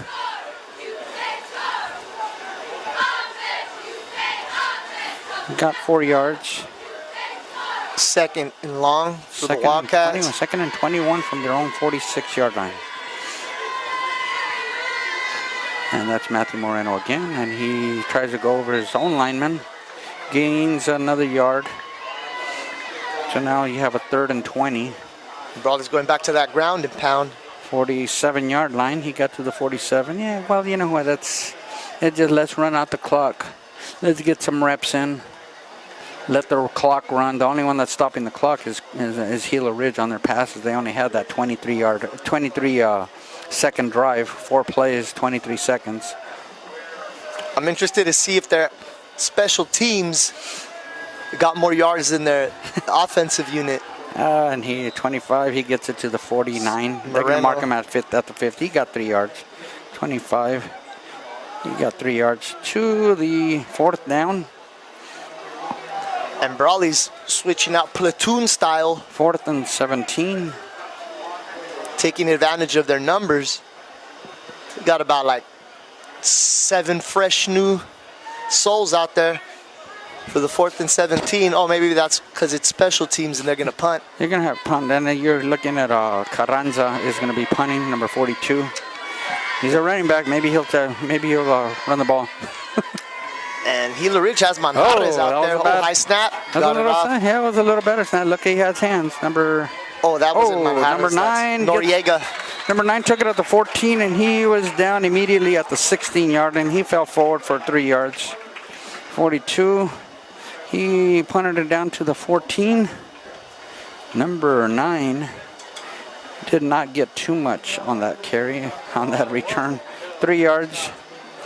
And the time on the clock shows 9:23 left in the 3rd quarter. 9:23 with the ball 1st and 10 at their own 16-yard line, and field possession has not been. It's been the Achilles heel for Gila Ridge. And they're using that whole field to spread out. Mm-hmm. It's Number a direct snap, and they caught him a little off guard. Number 9, he breaks a little bit, and he can only manage to get 1 or 2 yards. He's down at the 18-yard line, so he got 2 yards on that. And that was Jonathan Arellanes with the shoestring tackle wrap up in the backfield. That number 9 carried that ball, right? Yes. Number 9, he's 2nd and 8. Noriega for Gila Ridge. 2nd and 8 at the 18. Got met in the backfield You got by Arellanes. 1 receiver on the outside, 2 on this side, 2 running backs behind the quarterback. That's a new formation. I don't remember seeing that one too much. 2nd and 8.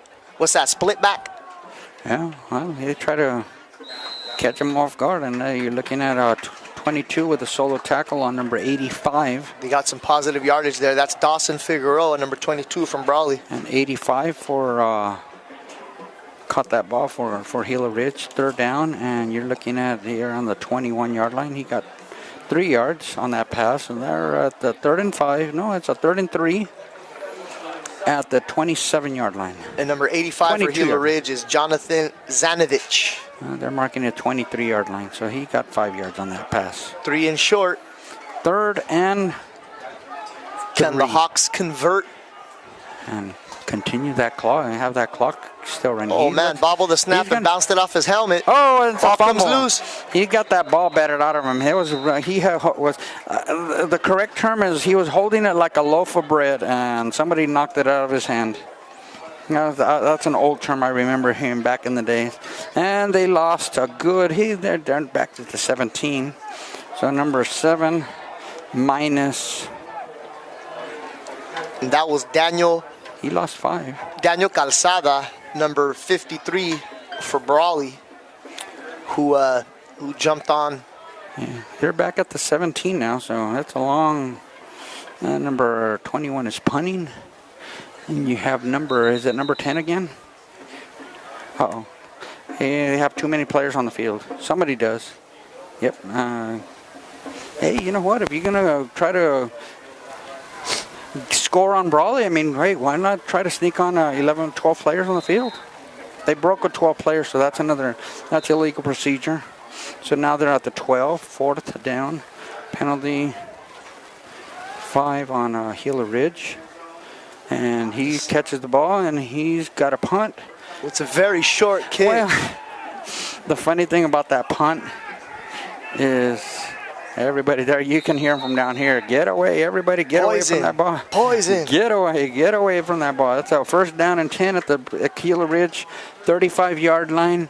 And I was laughing at that punt because that punt is an end-over-end punt, and usually that's from a kick off the tee, and that's how that travels. And he just didn't have with the wind, he didn't have the chance for it to get too many yards. But Brawley starts at the 35-yard line. A little top spin. Very top spin, and it doesn't travel too far. It catches a lot of wind. It's nice to have if you're kicking it with the wind, especially for a kicker kicking an extra field goal. Oh, now they got another one. Another illegal procedure on Brawley. Would you say it was raining flags earlier? Yeah, it's raining flags still on the second. After the 2nd or 3rd one, you gotta, hey, somebody. I thought that was still some confetti particles from the last touchdown. It's something. So you're looking at a 1st and 15 at the 40, and Kofa. Why do I keep on saying Kofa? Gila Ridge. The best play in the second half has been Brawley's offensive illegal procedures. No, Gonzalez in motion. It looked like he left a little early. Wow. They can't tackle number 25, Moreno. Moreno gets down to about the 33-yard line, so he gains 8 yards. 25 gains 8 yards, 2nd down and 7 from the 33-yard line of the Gila Ridge Hawks. I always thought when I first heard Gila Ridge, I always thought they should have been the Monsters, not the Hawks. They could have been the Gila Monsters. That wouldn't be good. That'd be cool. I think Gila Hawks. Isn't that the lizard? The Gila monster? Gila monster, yes. That sounds more than a hawk. Have you been out to Gila Ridge? There are a lot of hawks out there. Well, yeah, there are. A lot of foothills, a lot of scorpions, tarantulas. I've seen about as many everything. 555. Gila monsters as I've seen hawks out there. 55, that's number 25 again. He loses a couple yards. He's back to the 34-yard line. 25 loses 1. 3rd and 8 at the 34. Yeah, and this program does not resemble the Hawk Nation program of 2019. Well, 2019, yes. Well, that was one year where they had a really good Division I linebacker. I believe he was a linebacker. He was huge. There's a fumble. Oh, Brawley bobbles a snap. Bobbles and snap and fumble, and Gila Ridge will take over after the turnover. Finally, the ref signals. Yeah, everybody signaled, but the refs. Turnover, 22 fumbled. Just a bad exchange from the very get-go. As soon as the snap went there, the ball was in the air. You're looking at 5:14 left in the 3rd quarter. Well, this is, like you're saying, this is the most consistent little patch of play for Gila Ridge. No avoiding. Well, they're going to try to avoid the shutout here. They have the trips on the far side, one lone receiver on this side. You have one running back behind the quarterback on the shotgun. In that formation, shotgun, pistol, which one is it? Shotgun or rushing 3. Number 7. And nice catch. The number 9, that's a nice catch. Jonathan Noriega. Waiting for that. 7 to number 9. From roughly the 35. First down, and he got down to the Brawley 42. About 23-yard reception there. First and 10. Yeah, you're looking at the 5, 10, 15, 20, 25-yard pass. Has that been their best play since the second half? Gila Ridge is putting some plays together to move the change to the delight of their defense. Delight of the fans. You know, I think they have. Gila Ridge has more fans than Cibola did last week. That's one thing about Gila Ridge. You know, Hawk Nation does travel strong. You know, I remember that year in 2019. Well, they had a very good year. You know, you travel strong when you have lots of wins on your scoreboard. When they came to the carnival at Hoville, I was like, who are the Hawks? Who was the carrier? 21. 21 carried the ball too. And he got down to the Brawley 37-yard line. So he got 5 yards. 2nd and 5 at the 37.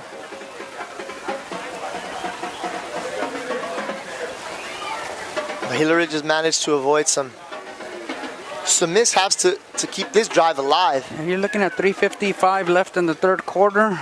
Still 49 zilch. And they're still trying to score, and Brawley's trying to get the goose egg, the giant goose egg, the golden goose egg, whatever. Oh, 7. I couldn't tell if that was supposed to be a delayed draw, a quarterback draw, or somebody forgot to be there for him to hand it off to. So he gets down to the 36-yard line. He gained a yard. Quarterback. Gold, right? Brawley's yellow, not gold, correct? Correction. Brawley is royal blue and goldenrod. Goldenrod. Goldenrod. Gold or Vegas gold is that shiny gold. This is that gold that it's that yellow. What you see there, that's goldenrod. And the blue is royal blue. It's 3rd and short. Like the Notre Dame gold, that's gold. Yeah, that's gold. Yeah. Oh, cross route. Oh, he threw behind receiver 85. If he had thrown it in front of him, that would have been a first down. So number 7 to 85 incomplete. 3rd and 4 at the 36. It's 4th and 4. 4 at the 36. Brawley 36.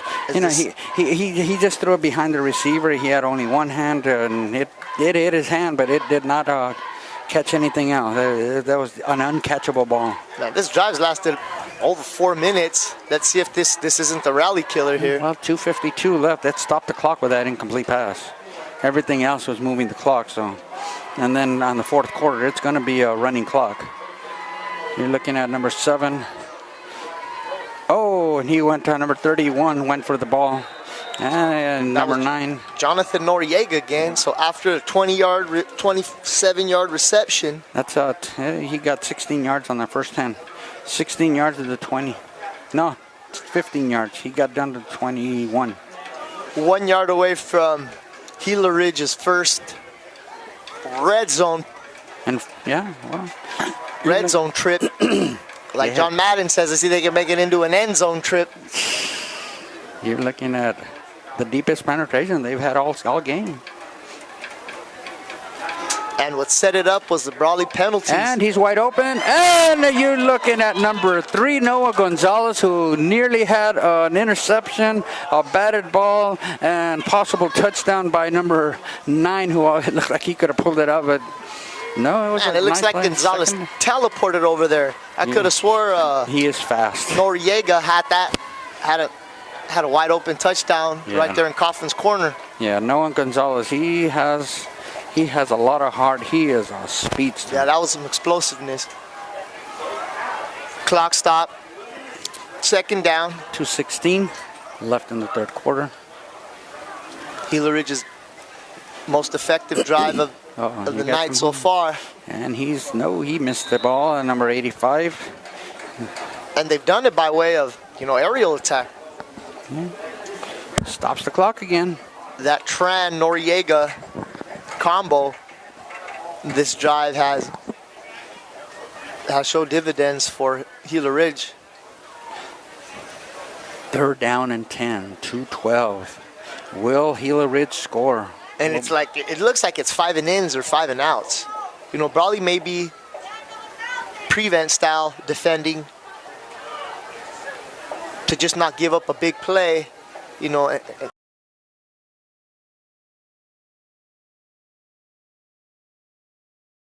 The outside, they're going long into the end zone, and so he caught it, and it's a touchdown for number 9. Jonathan Noriega.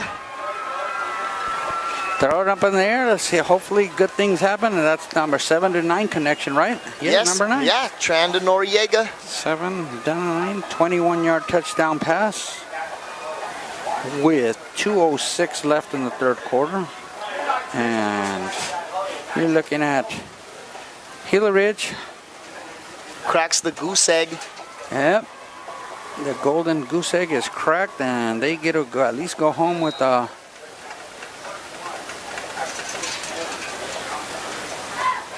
knowing that they put points on the score. Yeah, being content. They put together a nice little drive there. Well, like I said, you know what? Maybe Brawley's second team is as good as some of the other teams that are there. That's their first string. They didn't call any penalties. There was a lot of movement everywhere. But they made it, and it's 7, and nobody crossed the plane. So 49 to 7. Neutral zone. That one. Gila Ridge cuts into the advantage. 2:06 left in the 3rd quarter. Gila Ridge has finally scored. It's 49 to 6, as you said. They have to do. They have to try to play. They're practicing right now. They know they're going to lose, but you know what? Let's get some reps in. Let's get some confidence in some of these receivers. We got Kofa. They have other teams they got to play against. I'm sure Kofa will give them a good game. Yuma Criminal, I believe that's on their schedule. You got Cibola, their rival, which what happened 2 years ago was like you go undefeated the entire season, and that cliche of you can go 1-10, but if you beat just like in the Bell game, you go 1-9 that season and you won the Bell game, you know what? You're heroes. Will that ever happen? Probably not. But you just got to try and get better. They have a brand new coach. You have a brand new coach. You have to find out who really wants to play out here. Who's practicing, who's working their butts off and showing it on the field. And it's all about adjustments, Look, they swapped out, Manjarres for Tran at the quarterback position. Kickoff is number 21. Brother. Well, number 4 got the ball. Broke a tackle, broke 2. Wow. Stays up, spins around until he's finally brought down around the 35-yard line, which will set up. Yeah, Brendan Porras got the ball about the 20-yard line. It looked like it was. They looked like the Indio kickoffs where nobody was getting the ball, and I was like holding my breath. Somebody grabbed that ball. It's a live ball. So Brawley has the ball at the 33. No, it's a 23-yard line. Minimum 23. At 49 to 7, 2:01 left to play in the 3rd quarter. The referees are talking about something out there. I don't know what they're talking about.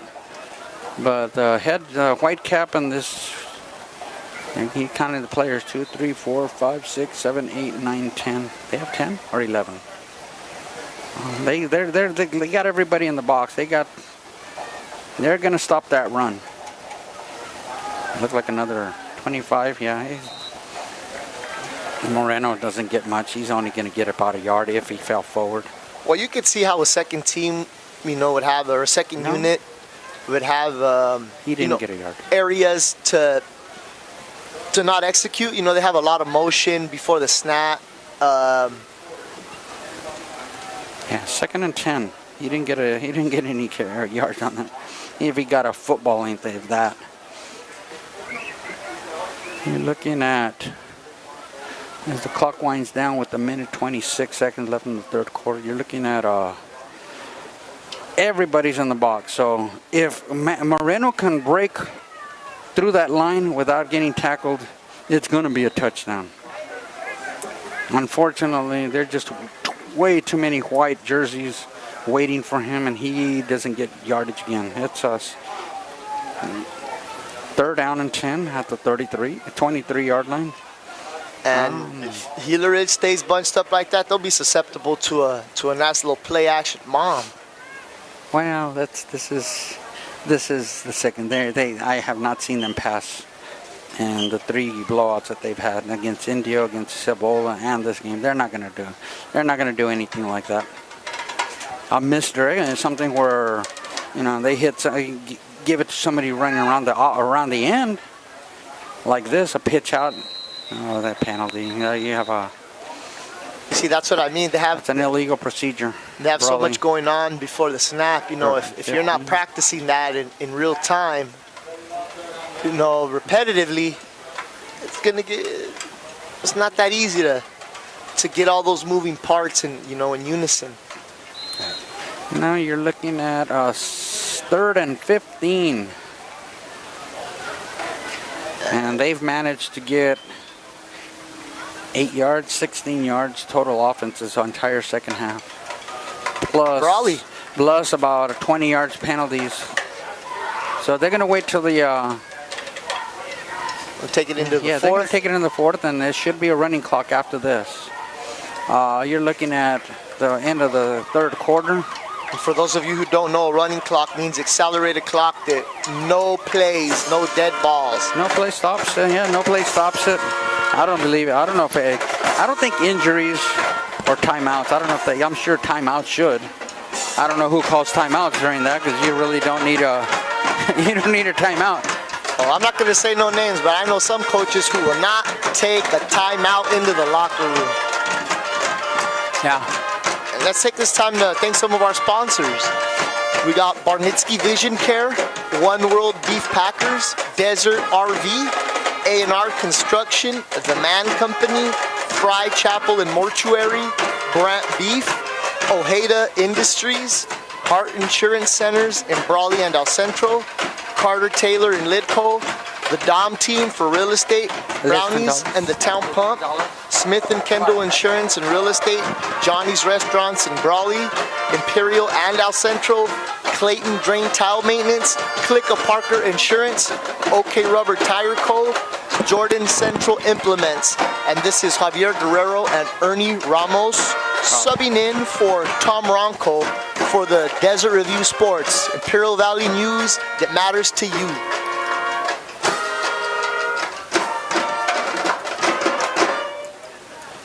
Well, it's going to be a running clock for this 4th quarter, so it should be a short 12 minutes.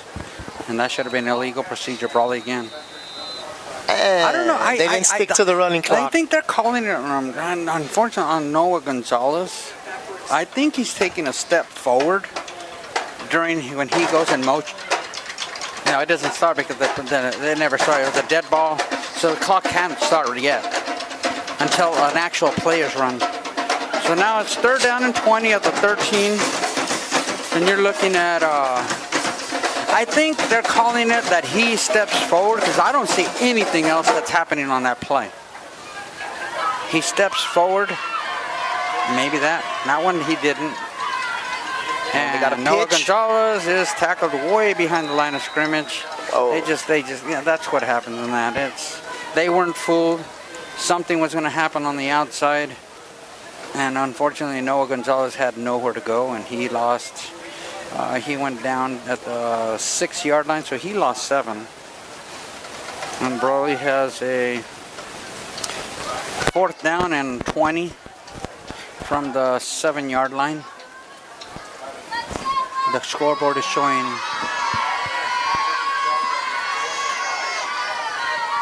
and Brawley's 23-yard.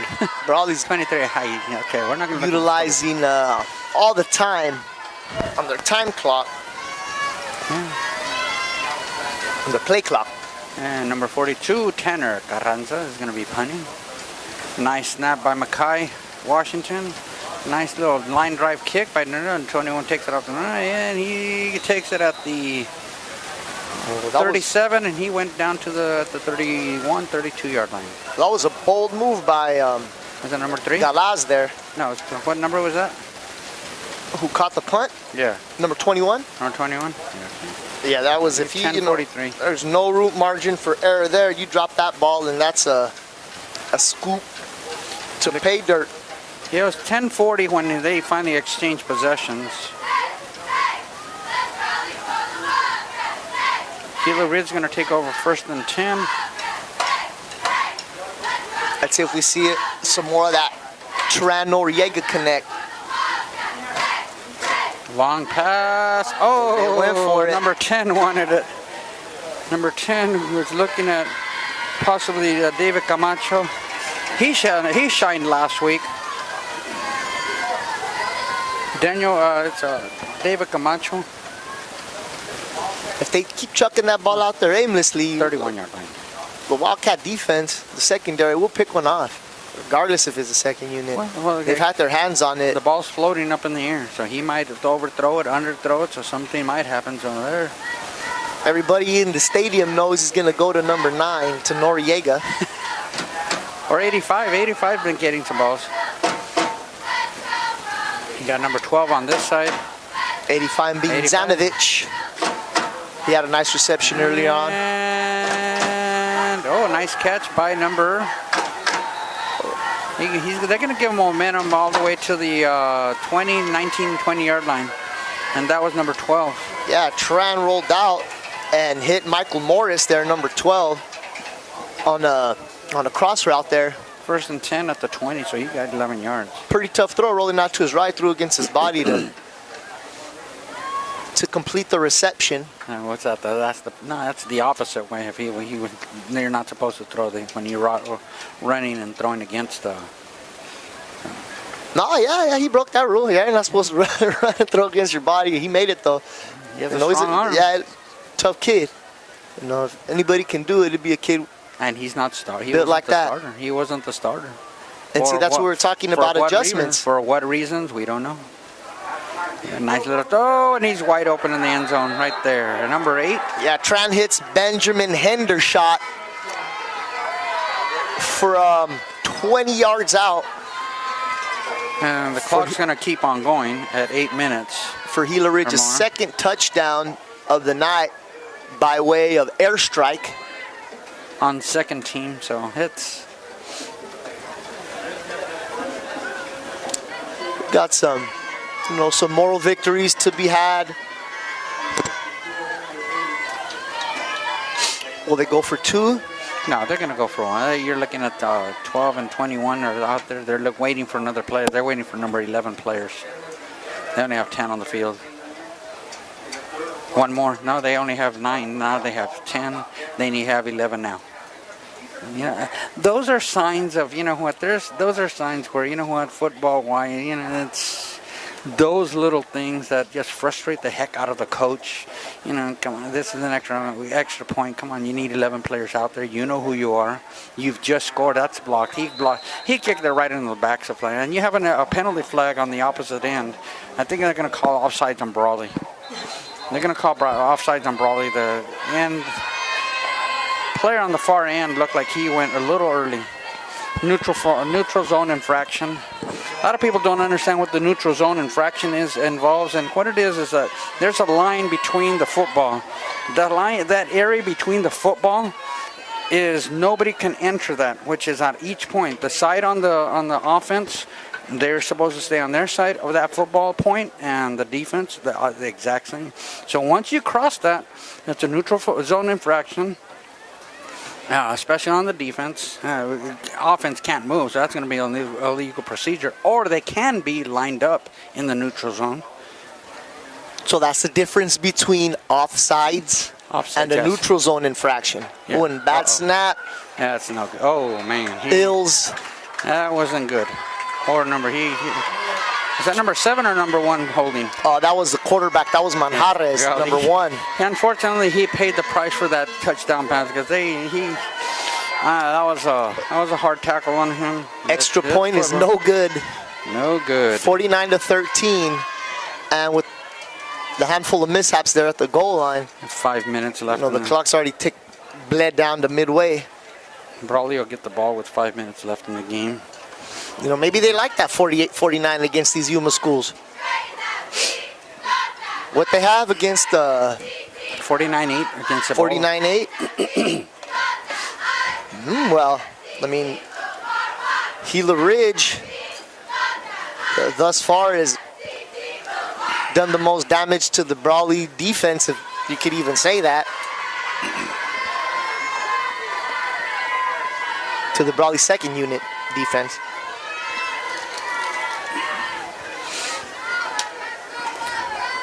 One's back to kick. Let's see if they don't kick an onside kick.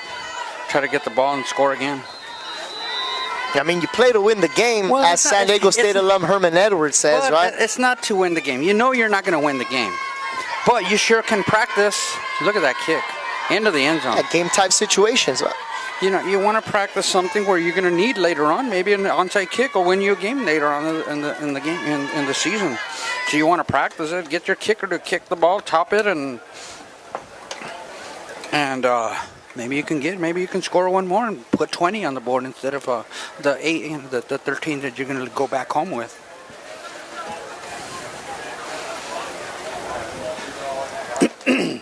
So Brawley's offense is going to take it over as 1st and 10 at the 20-yard line after that touchback, which was that kicker is impressive. That's a weapon that any team would always want to have. If you can have the opposing team start off at the 20 every time, you have 80 yards to hold, and it really helps your defense. Well, aren't I the fool there harping on the onside kick? And that's probably the best play of the game. Yeah, the most well-executed special teams play of the game from offensively. Yeah, 25 got the ball again. Oh, I didn't see who carried the ball. 2nd and 7 at the 23. Who's back there? It's Moreno. Yeah, Moreno's out there. 25 got 3 yards. And I just want to, I want them to break that. They have everybody in the box, all but one. And they're going to run it down to, what'll happen is that this back judge is going to raise up his hand. That's 5 seconds left. 4, 3, 2, 1. And he's going to snap it and take all the time that's possible. And that's what I hadn't been seeing at the Valley Center game. And Brawley was getting consistently. There was a few delay of game penalties that were happening. And I'm going, wait a minute. How could it be delay of penalty if the referee's not marking that? And early in the season, referees are also in the preseason mode. They're learning themselves. That was no gain. 3rd and 7. Ooh, 2:48. They have 3rd and 8, but I have it 3rd and 7 because they're at the 23. This may be the last drive of the game if Brawley holds on. Oh, yeah, definitely. Well, they're going to punt. I think they're going to punt. Gila Ridge will probably have a, like I said, they're not, he lost the yard there, so he's back at the 22. No, they're going to give him the 23. He stayed at the 23. 25 had no gain. 4th down and 7 at the 23. And now they're going to punt with 2 minutes 18. So by the time they get the ball, Gila Ridge will get the ball with about 1 minute and 30 seconds. And you could probably be seeing